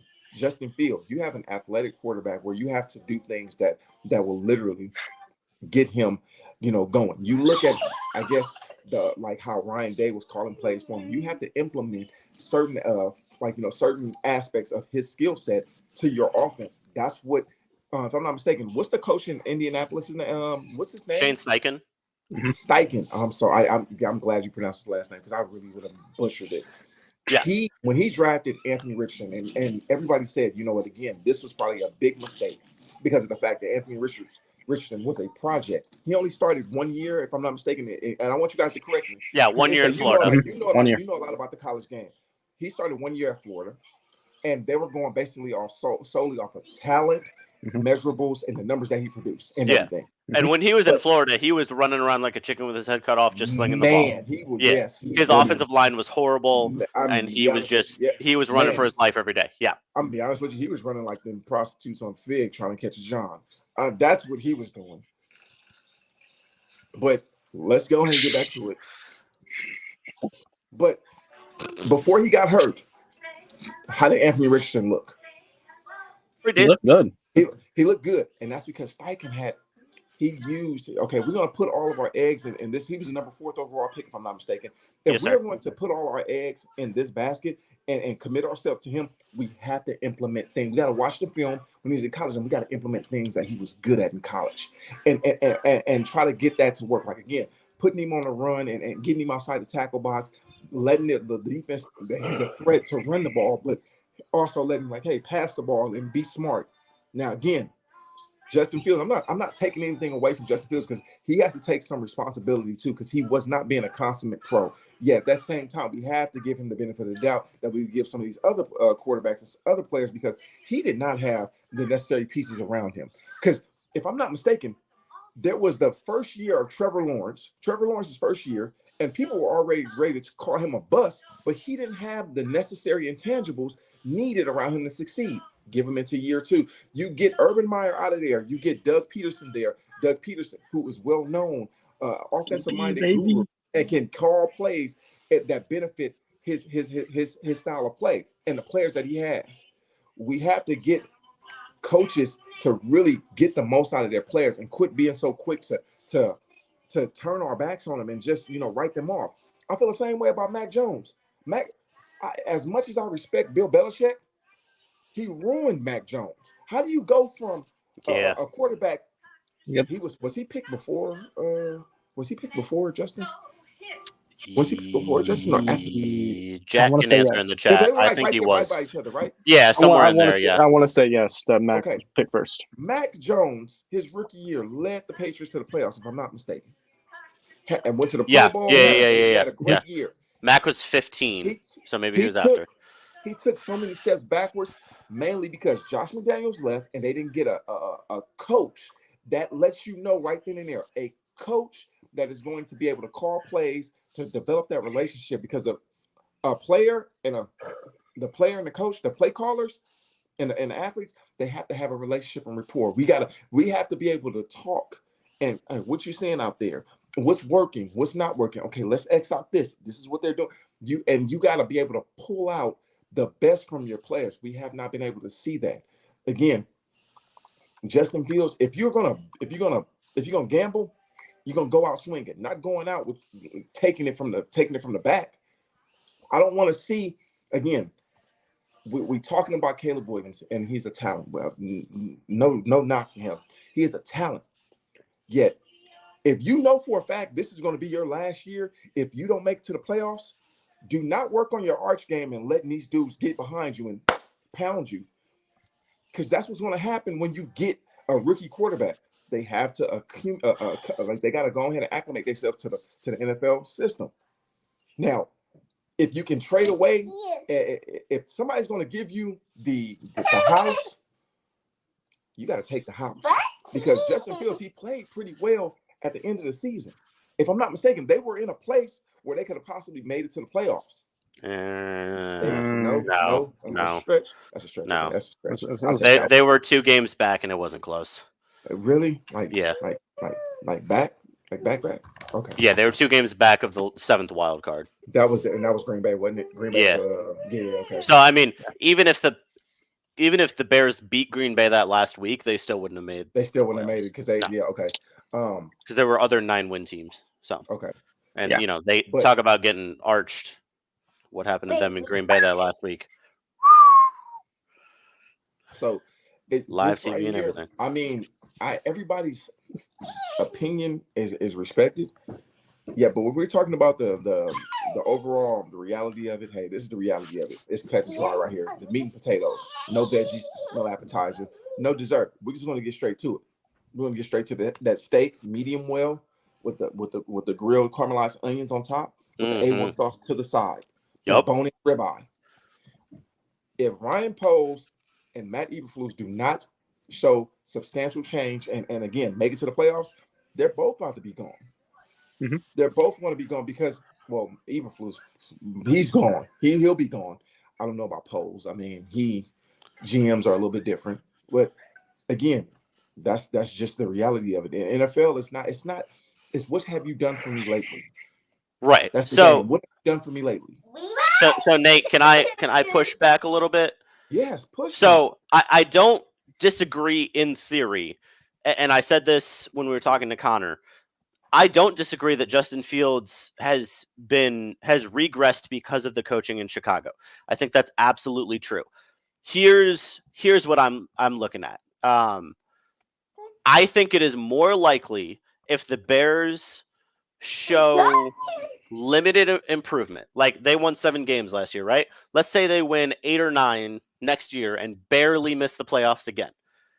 Which scenario are those 2 guys more likely to keep their jobs? If they win 8 or 9 games with Justin Fields, or if they win 8 or 9 games with a rookie quarterback? And if it really is true that defense is really good, because it was that defense performed very well at the end of the season, right? Because that's when they made a little bit of a run. Defense was on fire, right? If it really is true that defense could do that for a whole season, which I think is still to be seen, but it's possible. If they could do that for a full season, isn't it very likely that a quarterback who is a rookie, whether that be Williams, Daniels, I don't think the Bears would take May, but whoever it is, a rookie quarterback with a really good defense and with DJ Moore, a solid running game, I don't want to say great, but a decent running game, and then probably a receiver at 9. So 2 top receivers, decent running game, average offensive line, great defense, right? Would one of those quarterbacks be better or worse than Justin Fields? That's a good ass question. That is a good ass. That's a good question.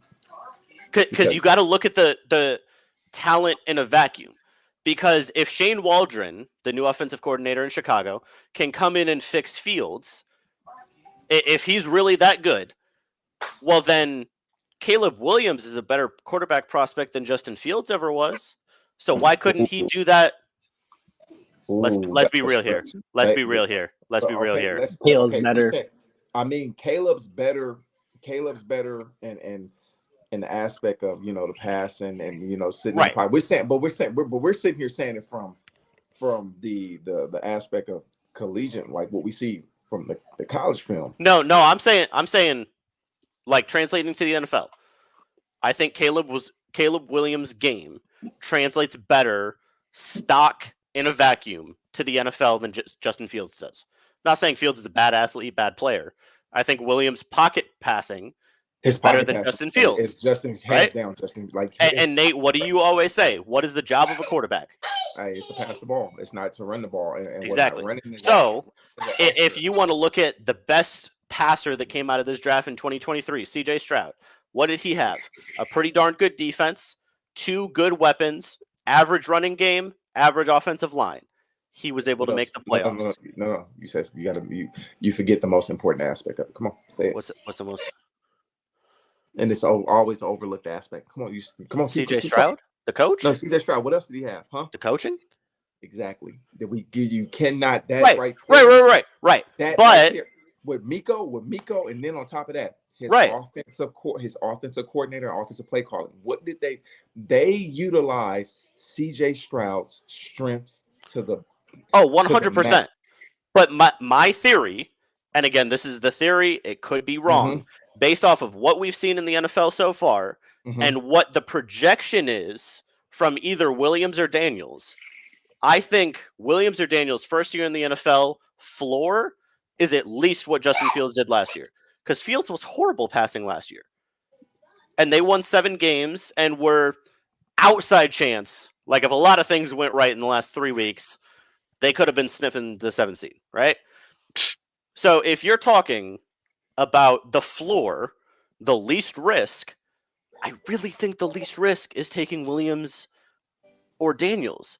Because worst case scenario for Ryan Poles or whoever, they go out swinging. Really, you want to go out not taking a quarterback when you have the number 2 pick 2 years in a row? Like Nate, you've been in the league, you've been in organizations. How would that go over with Virginia McCaskey for her general manager to not take a quarterback 2 years in a row? Like, if Justin Fields is even the same next year, or even barely better, that's still a bottom 10 quarterback in football. Even if he has a career year in every passing category, his career year isn't good. Like, so wait. Okay, all right. Well, let me ask you this. I'm gonna bring a quarterback that's very similar to how Justin Fields is. So are we gonna say Lamar's a bottom 10 quarterback? Oh no, not at all. And you want to know why? Because Lamar, first of all, is a better runner than Fields is. Yes. He's a better runner. He's better runner. And yeah, he's better runner. What are you doing? Sorry, I didn't mean to do that. I threw my hand in the air and it got some balloons ready. You got excited. And you know what Lamar took years to learn? How to throw in the pocket. And when he finally took off this year, it was because he was throwing in the pocket. It ain't because of the play calling. Because I love how Monken came in there and just again utilized his quarterback strengths. And I don't disagree. Like, I was preaching to Bruce at the beginning of last year that Luke Getsy was going to be a terrible offensive coordinator because he got credit for a lot of Rodgers and the Packers' success in Green Bay, and I thought that was a bad move, right? But like, I wouldn't. To me, Shane Waldron is not so good of a coach from what I've seen. Little bit of, and Nate, you can correct me if there are people, if you've heard things that he's incredible, but he spent a little bit of time with McVay and then a little bit of time in Seattle. He started as like a super low coach under Belichick in 2008, but then he spent a little bit of time in Seattle and a little bit of time with McVay. But he only has 3 years of play calling under his belt. I mean, he did good things for Geno, right? But I don't want to disrespect Geno and say that was all Shane Waldron, right? Because Shane Waldron's not the quarterback coach. He's the play caller. That's a part of it. But there's also 2 incredible wide receivers in Seattle that Geno had never had access to. Seattle always has an incredible running game and a great defense. So Geno got, into a great situation, and Shane Waldron was also there calling pretty good plays. My thing is, based off of what we've seen, I think the 2 things that I will always go back to is it is, again, in my opinion, career suicide for those guys to have the number 1 pick 2 years in a row and not pick a quarterback. Just in the NFL. Like, that's never happened, as far as I'm aware. For a team to have the number 1 pick 2 years in a row and not take a quarterback either of those years. And then number 2, I think Jaden Daniels and Caleb Williams are both better suited to lead the Chicago Bears offense next year than Justin Fields are. We don't know who. Okay, that's a stretch, but okay, that's a stretch. I think at worst they're at the same level he was last year because that's the worst starting quarterback in football. Okay. So they can't be worse. Okay. So what you said, and suppose, they take the quarterback. Yeah. And they win 8 games. Yeah. Eberflus is getting fired. It's a reoccurring cycle. Is he? Coach, yeah, he's getting fired. He's getting fired. So you're saying he's not getting fired if they win 8 games with Justin Fields? Nah, he's getting fired regardless. You don't go to the playoffs. You again. Okay, so so here's my question: who gives them a better chance to go to the playoffs, Caleb Williams or Justin Fields? Justin Fields. Really? I got to go with Justin Fields because of the fact of what I've seen. I've seen him in an NFL game.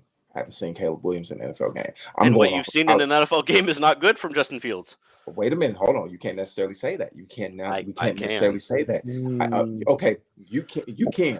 I'm not going to necessarily say what we've seen has been completely horrible because of the situation that he's in. Okay, but Nate, he's had, and again, obviously it's not a good thing, but he's been in 2 different systems. I forget who their play caller was before who that play Luke caller Getsy. was the first time before, because one of them got fired during the mid-season, right? No, that was the DC. That was the DC. Okay. Connor aside, if you can tell me who the play caller was before please. Getsy, but it was whoever the play caller was before Getsy, and then Getsy. The idea was same thing with Waldron. That Getsy was going to come in. He had worked with Aaron Rodgers. He's a quarterback guy. He's going to come in now. As I said, I didn't like the move for Chicago because Fields is completely different than any quarterback Getsy had ever worked with, but Fields is also completely different than any quarterback Waldron had worked with. So if you're going to tell me that Waldron is going to exactly know what to do with Justin Fields, he's coached Jared Goff and Geno Smith. They are pure pocket passers. Now, yeah, he could teach Justin a thing or two about pocket passing, but you have so many years of bad footwork, bad habits, bad systems to overwork. I think it would be much easier to do that with a rookie quarterback than it would with a guy who has years of bad NFL habits. Because Justin Fields has years of reading an NFL offense the incorrect way, having bad play calls, having a bad culture. Like, there are serious problems with the way Justin Fields has been taught to run an offense. And to think that's just going to magically go away after one camp?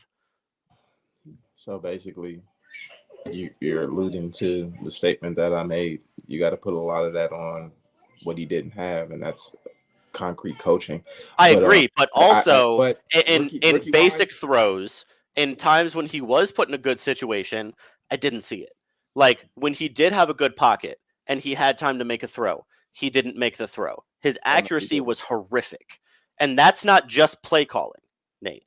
And his deep ball accuracy was horrible. That's why I said, you know what?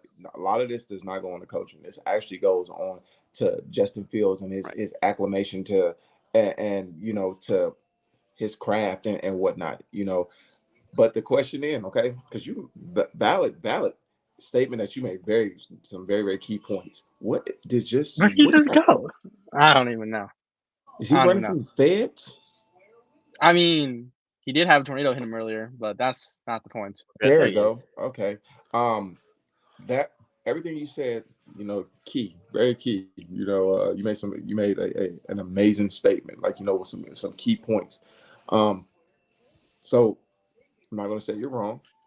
You are right in a lot of the aspects you're saying, as I feel I'm right in some of the aspects in which I'm saying. Now, this is okay. This is the question then. We're going to take Justin Fields because his trade market is not there. His trade market. So, and I know for a fact the Bears are not. You're not going to draft a quarterback and have 2 first-round quarterbacks on your roster. You got to let it go. You got to let one of them go. You got to let one. Right. And basically, you're gonna basically Mitchell Trubisky this shit again and take the L. Yeah. Take the L and start from scratch. And then on top of that, okay, Caleb Williams come in. You draft him. They don't do good. Eberflus is gone. That means he's got to learn a new coach has to come in. And okay. We give Caleb Williams, we got to give him, the same benefit of the doubt as a lot of these quarterbacks because you got to let him, have his growing pains. You get a coach that's you got to get a coach that's going to be able to come in and utilize his strengths. That's what coaching is. You know what? And the thing that irks me big time is that you have a lot of these guys that say they're coaches that know what they're doing and whatnot. But if you're a coach and a teacher of the game and whatnot, you should be able to use the talent that you have and see what they're good at and maximize that and get the most out of your talent. I have one more question for you. If the rest of the NFL doesn't want Justin Fields, why would the Chicago Bears stick with him? Wait. Let's not say that. The NFL does want him, but they're not about to give up. They're not about to go ahead and give up no draft stock because we know for a fact. Right. That's just like with the situation with with the Denver Broncos and Russell Wilson. Who was going to trade for Russell Wilson and absorb that contract when we know for a fact, hey, Sean Payton, you don't like him. He's not the quarterback you wanted. You're going to release him. And guess what? Your guys are going to still pay that $39 million, and we're going to get him on a steal. Pittsburgh got him on a steal. Why? Same thing. Since we know you don't want him, oh yeah, we're going to wait. We're going to wait. Go ahead and draft Caleb Williams. Your phone is going to be non-existent. Your phone is going to be drier than none. So you're if it were you wouldn't draft a quarterback because nobody. I wouldn't draft a quarterback. So, I wouldn't. No. Okay. Let me ask my question. You wouldn't draft a quarterback because nobody wants the bad one that you have now? No. I'm drafting based off of the best player that's available in the draft, and the best player available in the draft is Marvin Harrison Jr. That's the best player in the draft. Who's gonna throw him the ball? Shit, he got 15. What number is Justin 18. Fields? Oh, Justin Fields is 1. 1. You got him over there because His inaccurate self. But also, I'll tell you this: you can fix accuracy. Okay. Now I'm about to go there with you.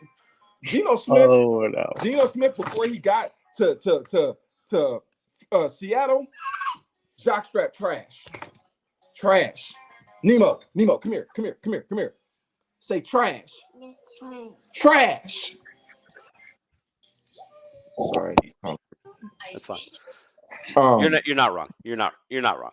I just think I go back before Jared Goff got traded out to Detroit over there with my God. When he was in LA, he was pedestrian. And that's where Shane Waldron was his coach. Shane Waldron was in LA? Yeah, with Jared Goff when he got traded, when he was bad. Are you serious? Yeah. Shane Waldron was the OC. Shane Waldron was also the OC for Russell Wilson the year Russell Wilson was bad, and then they shipped him out. Where's Shane Waldron in Chicago? Yeah. Oh, they're all getting fired. Yeah. Yeah, they're all getting fired. That's what I'm saying. That really, you think he's going to turn around? Like, he's had Jared Goff bad years, Russell Wilson bad year, ship him out, and then Geno improved. But I don't know. That's all I'm saying is I would like it if you're gonna. Hell, why you didn't say this at the beginning? That's what I did. He did. Damn. I don't know how that went over my head. I'm thinking like, wait a minute, Waldron was in LA? Yeah. But wait a minute, hold on. Sean was calling the plays though. Yeah, but Waldron was the quarterback coach. Yep. Oh, trash. All right. Well, with that being said, love a man who admits to his faults. Wait a minute. Hold on. Wait a minute now. Hold on. Wait. You know what happens when you find out you messed up? You need some good insurance, ladies and gentlemen. Here's to the grown-ups. Your car is now your office, stage, nursery. Sorry, Erie Insurance offers products that lots of other companies don't. That's a big deal, and it's a good deal, too. And with Erie, you get your own independent agent, not a giant corporate call center or some online robot. You meet with a real person, like this. Your local Erie agent is Building Block Insurance Group. Get a quote today at 704-464-4544. Erie Insurance. And when you call Jeff Fortebny at 704-464-4544, let him know that TDT Media and Third Down Thursdays sent you and that Coach Kenny is better at him than at Call of Duty. Yeah. And with that being said, ladies and gentlemen, it is time for our favorite segment of the off season. TDT does trivia. Coach Kenny, how are we doing? I've been better, but this conversation about Marvin Harrison Jr. and the Bears is it's frustrating. I know. Very And frustrating. Kenny, Who's the best? Okay, Kenny, who's the best? Stop. Don't be biased. Don't be biased. He's wearing the Ohio State hoodie. That's what I just said. Don't be biased. Don't be biased. But get that off. Best I'm not happy best- with Ohio State right now. Best prospect in the draft. Oh, even if I wasn't an Ohio State fan, it'd be Marvin Harrison Jr. So when you're the number 1 overall draft, And who would you pick? draft, Kenny? Who do you pick? I would take Harrison Jr. Why? Boo. Why? Because and MJ said this last week, because this is why the Packers and the Ravens are very good at the draft, is they take the best player available. Dang, you're using my own smart words against me. How Didn't dare I you? just say, but wait, I said that. I was like, you take the best player available at the Yeah, but you didn't say position. Packers, so I didn't listen. And then you build it up. The Bears are in a lose-lose situation. Either way, Flus is getting fired. They brought on a terrible offensive coordinator, so you might as well draft the best player What? available. Get out of here with that, Jack. Jack, shut up. Commanders signed Marcus. I can't believe we talked this much about the Bears without Bruce here. I mean, ode to Bruce. My goodness. All right, so Connor, come on in. We're going to do some trivia. This one, yes, you can use it. Oh, my gosh. Kenny, you can use your notepad if you want to. Yes. I know you can't see it, but I'm putting my computer down. I got my notes Okay. up. Better than Caleb Williams. Okay, so Connor has a category for us. He said it was a much lower, a smaller quantity, smaller scale, yeah. of players. So we're gonna do me, Kenny, and Nate, and first to 6, Connor, because you said there's 25. Yeah, there's about 25. There might be a little less than that, but there's about 25. So first to 6, maybe. Do you want to do 6? Well, it's up to you. Tell me how many there are, and then tell us the category, and then we'll decide the number. Because I think it also depends on how easy the three of us think we can get 6 or 7 or 8. What's the category? 21, 22, 21, 21, 21. We'll say 21. Okay, so we'll say first to 5. Yeah, Okay, first 5. I like that. Okay, what's the category? So the category is, since I had a QB related Davis division, I thought that it would be best to have that as trivia as well. It's quarterbacks with 500-yard passing games. Ooh. And there's some interesting ones on here. There are some random ones. I wouldn't say random, but yeah, I would say random for a couple of them, but there's definitely one that I would never guess. I don't even know who this dude is. You got to be Coach Bruce's age to know that dude. Yikes. Wow. You said 500-yard passing games? Yes. If any of y'all pick the ones I'm gonna pick, I am probably gonna fight. So okay. I think it's phone is going right here. Let's since Kenny has a notebook, do y'all have notebooks with you on hand? If you want to kind of jot down some ideas without looking it up, I will give you a little bit of time to start. I'm on my notes app. Okay, I trust on my you, notes app. Nate, do you need to gather your thoughts at all? Hell no, I already got this one. It's a passing league offense. You said it's only 20. He's a DB. Of course, he knows who. These are guys who have 500 burnt yards. him. Yes, he's gonna know. He gonna be like, who burned me? I got my ass torched. No calls. All right, Nate, reigning champ. Go ahead. All right, Actually, Bruce is the reigning champ. Games, right? Bruce won last week. First to 5. Bruce won last week. Yeah, Bruce won last week. Bruce won last week. Yeah, I He's was not second. here. First person that lost. So he said quarterbacks First, your last. yard passing games. Yes. All right, Tom Brady. Okay, let me write this down. Yep. So I know Write who mine y'all down. say. Write mine down. Write it down. Okay. And if you say who I think you about to say next, MJ, I'm kick you. I don't think he does have one. I really don't think he does. Ty, you got score right. I'm not sure. I'm going to go with Drew Brees. You mother. Do you realize Drew Brees has Drew Brees? the second most 500-yard passing games? Because he Remember that- threw for so many yards. Shit, I think Drew Brees had. For you does to Drew say Brees that have you the don't most think he 5,000 yard has one? seasons? No, I'm saying Breeze has one. I'm saying I don't Oh. think the one that Nate thought I was going to say has one. No, I literally was going to say Brees. No, you thought I was going to say someone, and I don't think that guy has one. I thought you was going to say Brees. Like that was the guy I was going to go next. So you kind of messed up. My Okay, thinking. whatever. Yeah, I don't. You're not. Sai understands what I'm saying. We're gonna I- have a Drew Brees breakdown one day, Nate. Because I think he has the most 500. I think he has the most. He has the most 5,000 passing yards Yeah, he seasons got out of close. any quarterback. All right, Yes. Kenny. Phillip sir. Rivers.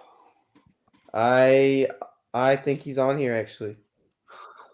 See, Good when I pull, get to Kenny. Yeah, Great pull, Kenny. 2015. He's on there. See, I'm a writer. That's what I do. I got to figure this stuff out. All tied at 1.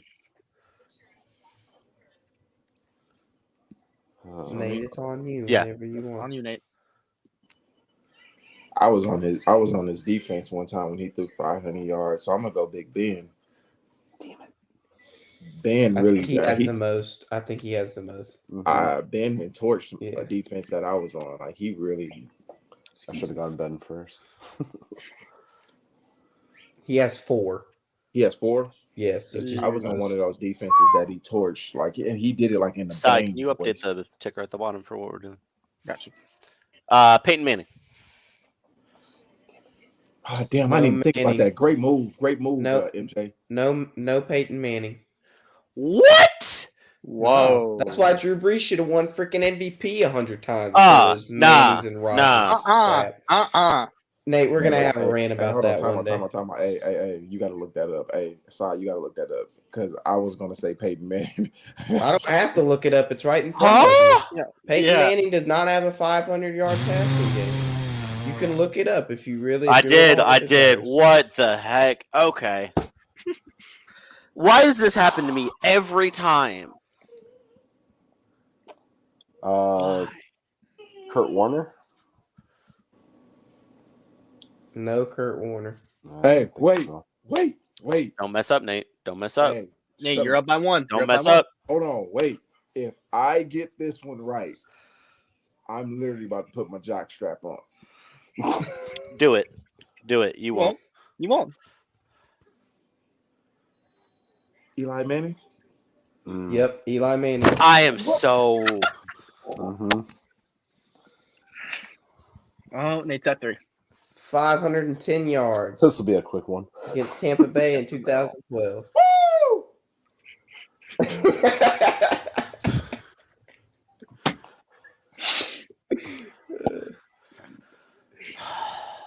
I don't even care if I get every one wrong. I don't even care if I get everyone wrong after this one. I don't care. No way. MJ, it's on you. So I can't throw. I'll throw out my wild one if I mess this one up, and then I'm like really behind. I want to say, crap. Does he have one? Just say it. Matt Ryan? I said Matt Ryan. No, you Rick? didn't. No, you Yes, didn't. I did. No, you you didn't. Shut up. I didn't. Matt Ryan You is didn't. on there. Did not say Matt That was Ryan. my next one. Wait, who did I say? You have said said Dan. Brady, You I said said Brady, Big Ben, and Eli Manning. Roethlisberger, and Eli Manning. Yeah. Don't lie. I got the receipts. I know exactly Got what been said. those. He's putting them up on his phone right now, too. Yeah, I'm right. I'm writing down who's been said, so I don't say it again like Bruce. Good job. All right, Kenny, go ahead. John Elway. Oh shit! If you got that one right. No, I don't no. think so. He had too many running backs. The fact that Peyton Manning holds the record for most yards in a season and didn't have a 500-yard game in that is ridiculous. Score All right. update. Nate's at 3, MJ's at 2, Kenny's at 1. Nate, go ahead. If I get this one right, that's how I know. Tony Romo. Yeah, Tony Romo's on there. Get that out of my face. He's on there. 506 yards against the Denver Broncos in 2013. Dang, I gotta say some ones that you think Nate would say. That's what I'm trying to think. Get him Like, out of there. who did it in like 2013, 2012? I'm fucked up that I got Eli and Pandemic. Oh, if I get this one right, it's really gonna hurt this man. It's really gonna hurt this man if I get this one right. Matt Stafford. Yep. Matt Stafford. Win. He did it. Win. January 1st, 2012 against the Green Bay Packers. 520 yards with a 45 to 41 loss. That's why he knows. Yep, and he lost that game. I remember that one specifically. That's tough, Nate. That's crazy. How's that make you feel? His stats were insane. Your team He still lost that game. Your team. That's wild. Threw for that many yards and y'all still got torched. Damn, it's crazy. Yeah, you got a point. You got like a really strong point. Like you really got like yeah. I can't even say anything. Like I really can't. Like, yeah. I hope you know I'm clipping that and putting that on every social media. What happened? What just happened? I guess Matthew Stafford for a game that you were there for. Yeah. No, I didn't get to Detroit until 2014. I was actually in Carolina at that time. Okay. It happened. 2014, 2015. So don't worry about it. Sorry, Nate. It's on you. I don't know. You guys keep arguing for a minute. Let me think. All right, let's just throw whatever out there. Jay Cutler. Nope. Get the fuck out of here. Kenny. Big Cutler. You're out. Kenny. Actually make educated guesses. You say Jay Cutler. I keep saying my educated guesses. I got nothing. You don't want Nate to win. This easy. If Nate gets us one, he wins. If we're going first to 5, right? Or we're going first to 6. Thought we said 5, right? If he gets this, we go to 6. Yeah. Oh no, but nobody had thought about this one. Nobody. Actually, wait. We can go to 7. Go to 7. Because NJ, you are at 3 right now. I know. I'm at 3. I'm at 3, and he's at 4. But no disrespect to Kenny, but he's not getting them. Yeah. So give me some time. Give me some time for Nate to mess up. All right, go. We're going to 7. Go, Nate. Okay, we're going to 7. I know he's on here. I know this guy's on here. Warren Moon. I know he has to be on here because the way Seattle. That's a little old. The way Seattle. That's a little old. Warren Moon. A little old. Did not get it with Seattle, but he's on here. Who did he get it with? He got it with the Oilers in 1990. Houston? Oh, damn. Okay. Not bad. All right. That means Nate's at 5. He's got to have 1, right? Yep, I got a jock strap too. If you want, y'all got to think about. I know y'all know this. Y'all have it in your minds. I know. That's what I'm like. Y'all know this. Just think about games.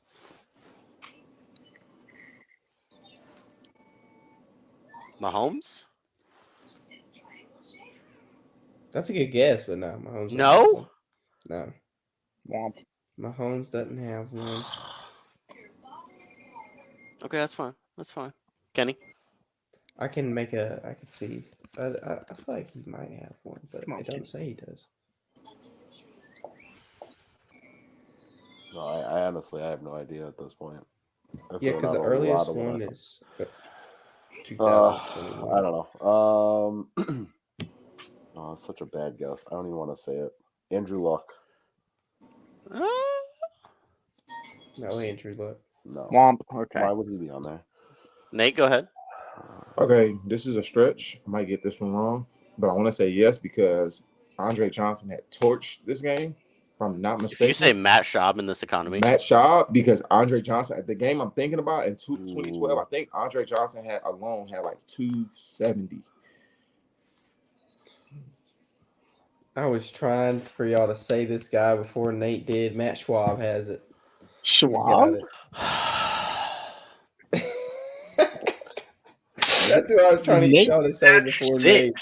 Nate can't be beat. Flex that jockstrap. Gator. Sorry, Gator Like, can't no be shit. beat. Come on, DJ. Nemo's over there asleep. Cool. I'm just getting beat up right now. This is embarrassing. Beat up. I You have got one. Yeah, it's 1, 3, 6. I got Phillip Rivers. I don't even belong in this contest. I'm running through. Give me. I'm about to get y'all this next one. I'm gonna get y'all this one. I'm gonna get y'all. Think about it. No, I got you. Because it's like these random games. Go ahead. But they're not random people.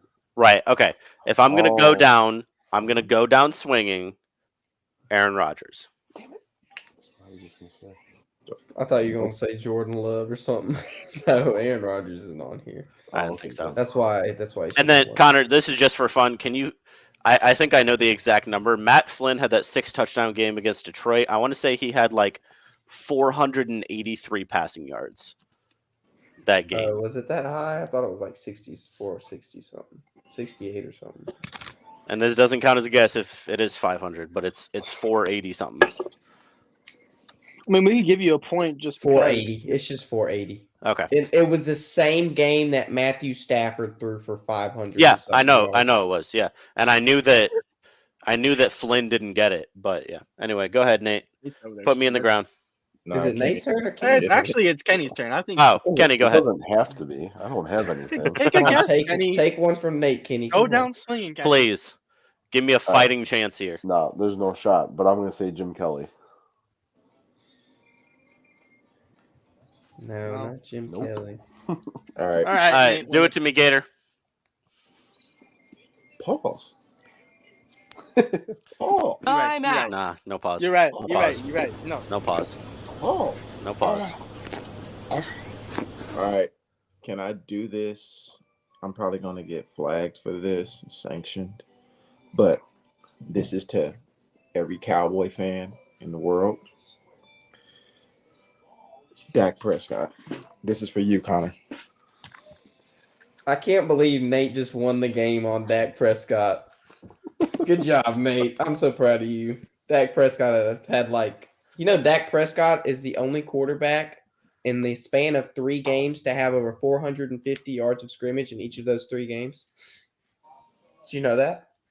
In one of those games, he threw for over 500 yards. Womp womp. No one cares. Captain Morgan. Good job, Nate. I'm proud of you. Do y'all want to know the other people? Yeah. Yeah. Okay, so we're going to go alphabetical on this. So the earliest one, or not earliest, but the latest one, but recent for us, is Joe Burrow in 2021 Almost got that. against the Ravens. Derek Carr had one in 2016 against the Buccaneers, an overtime win. Boomer Esiason had one. Yeah. And a guy that I don't even know, his name is Vince Ferragamo. I don't even know if I pronounced that right, but he had one. Jared Goff had one. He did in that game against Kansas City. Nope, that game against Mahomes. It was the Buccaneers. Yep, that game right really? there. When, it was against the Buccaneers. Yeah, it was a high scoring game. No, it wasn't. It wasn't the Kansas City one. He said it was against the Bucks.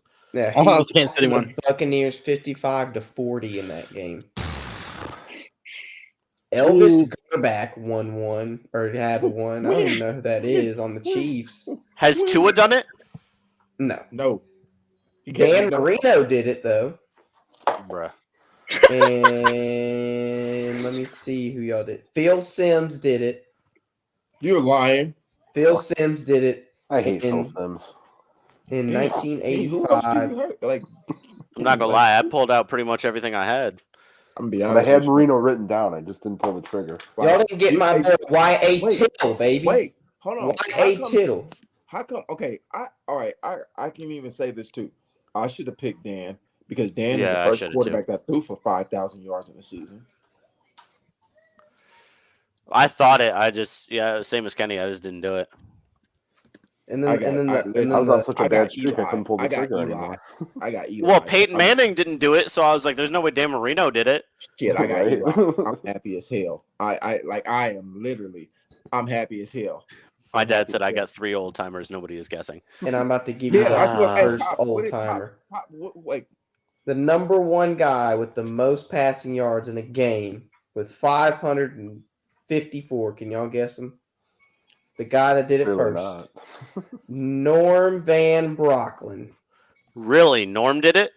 He's the guy with the Dad, most who are you passing thinking? yards in a single game. hey guys. Hey, hold on. I gotta do something real quick. Please forgive me.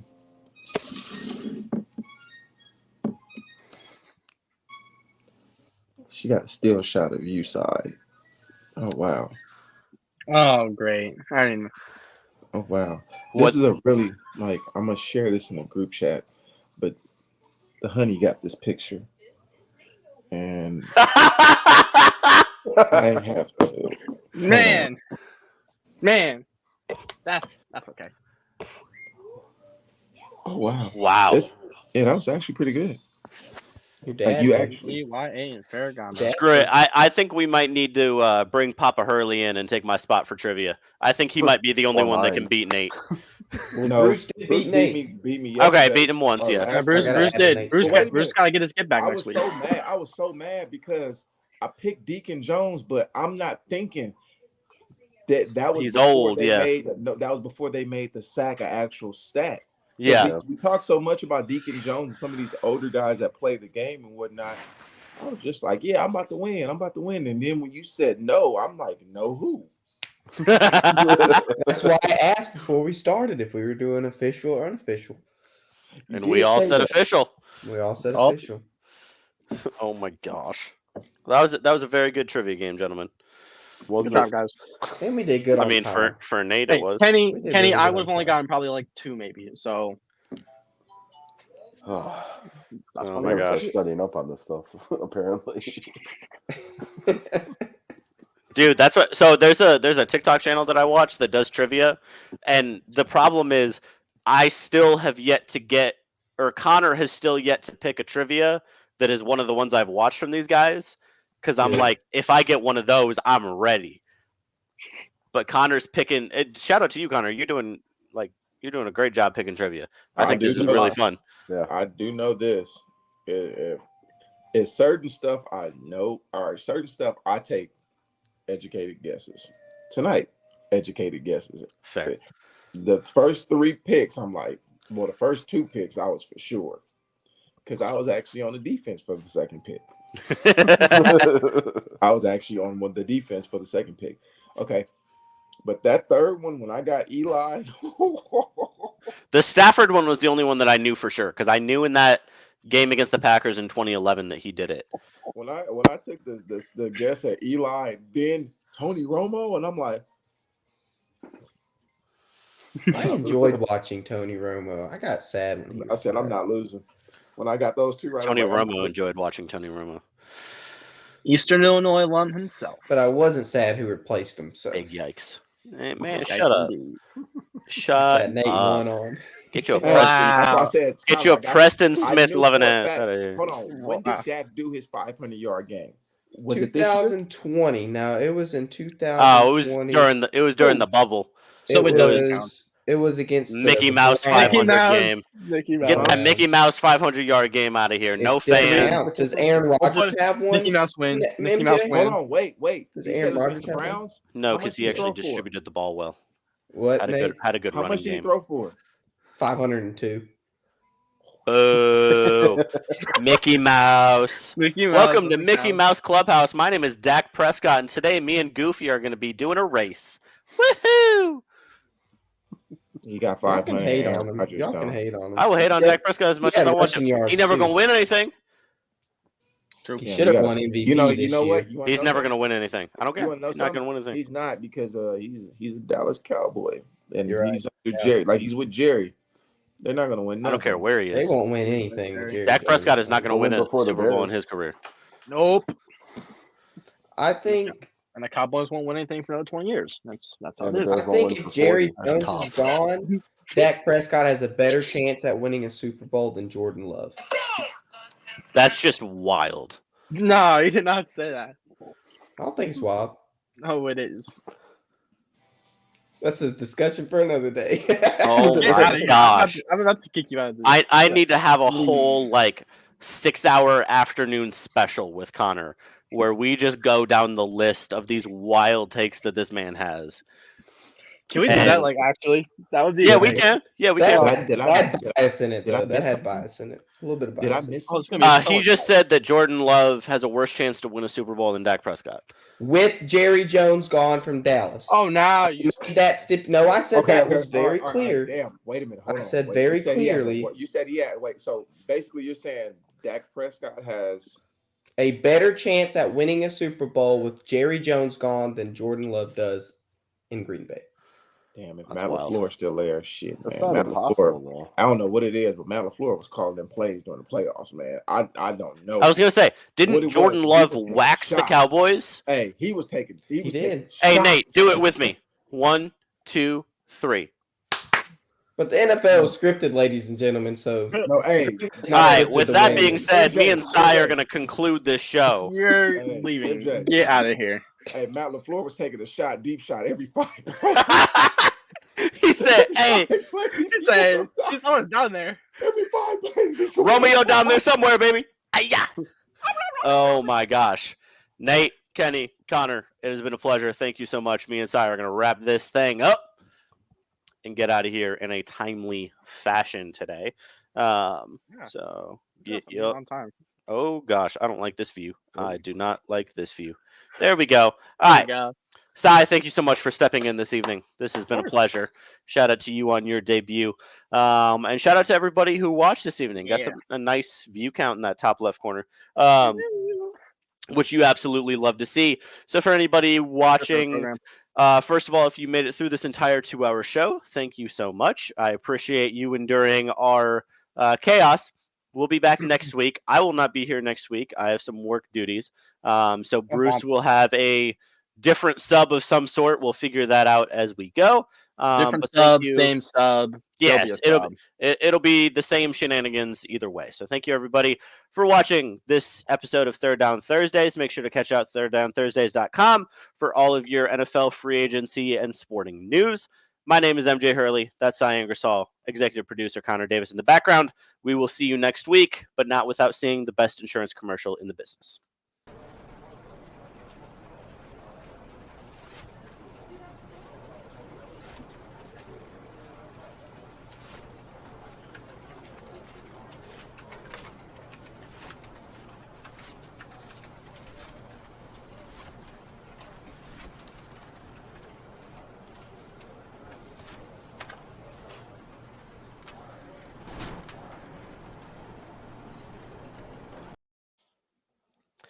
Oh, Cy. Oh, what? I got nothing. I'll be honest. This tornado messed with me. On these, we have the meat. Bye-bye.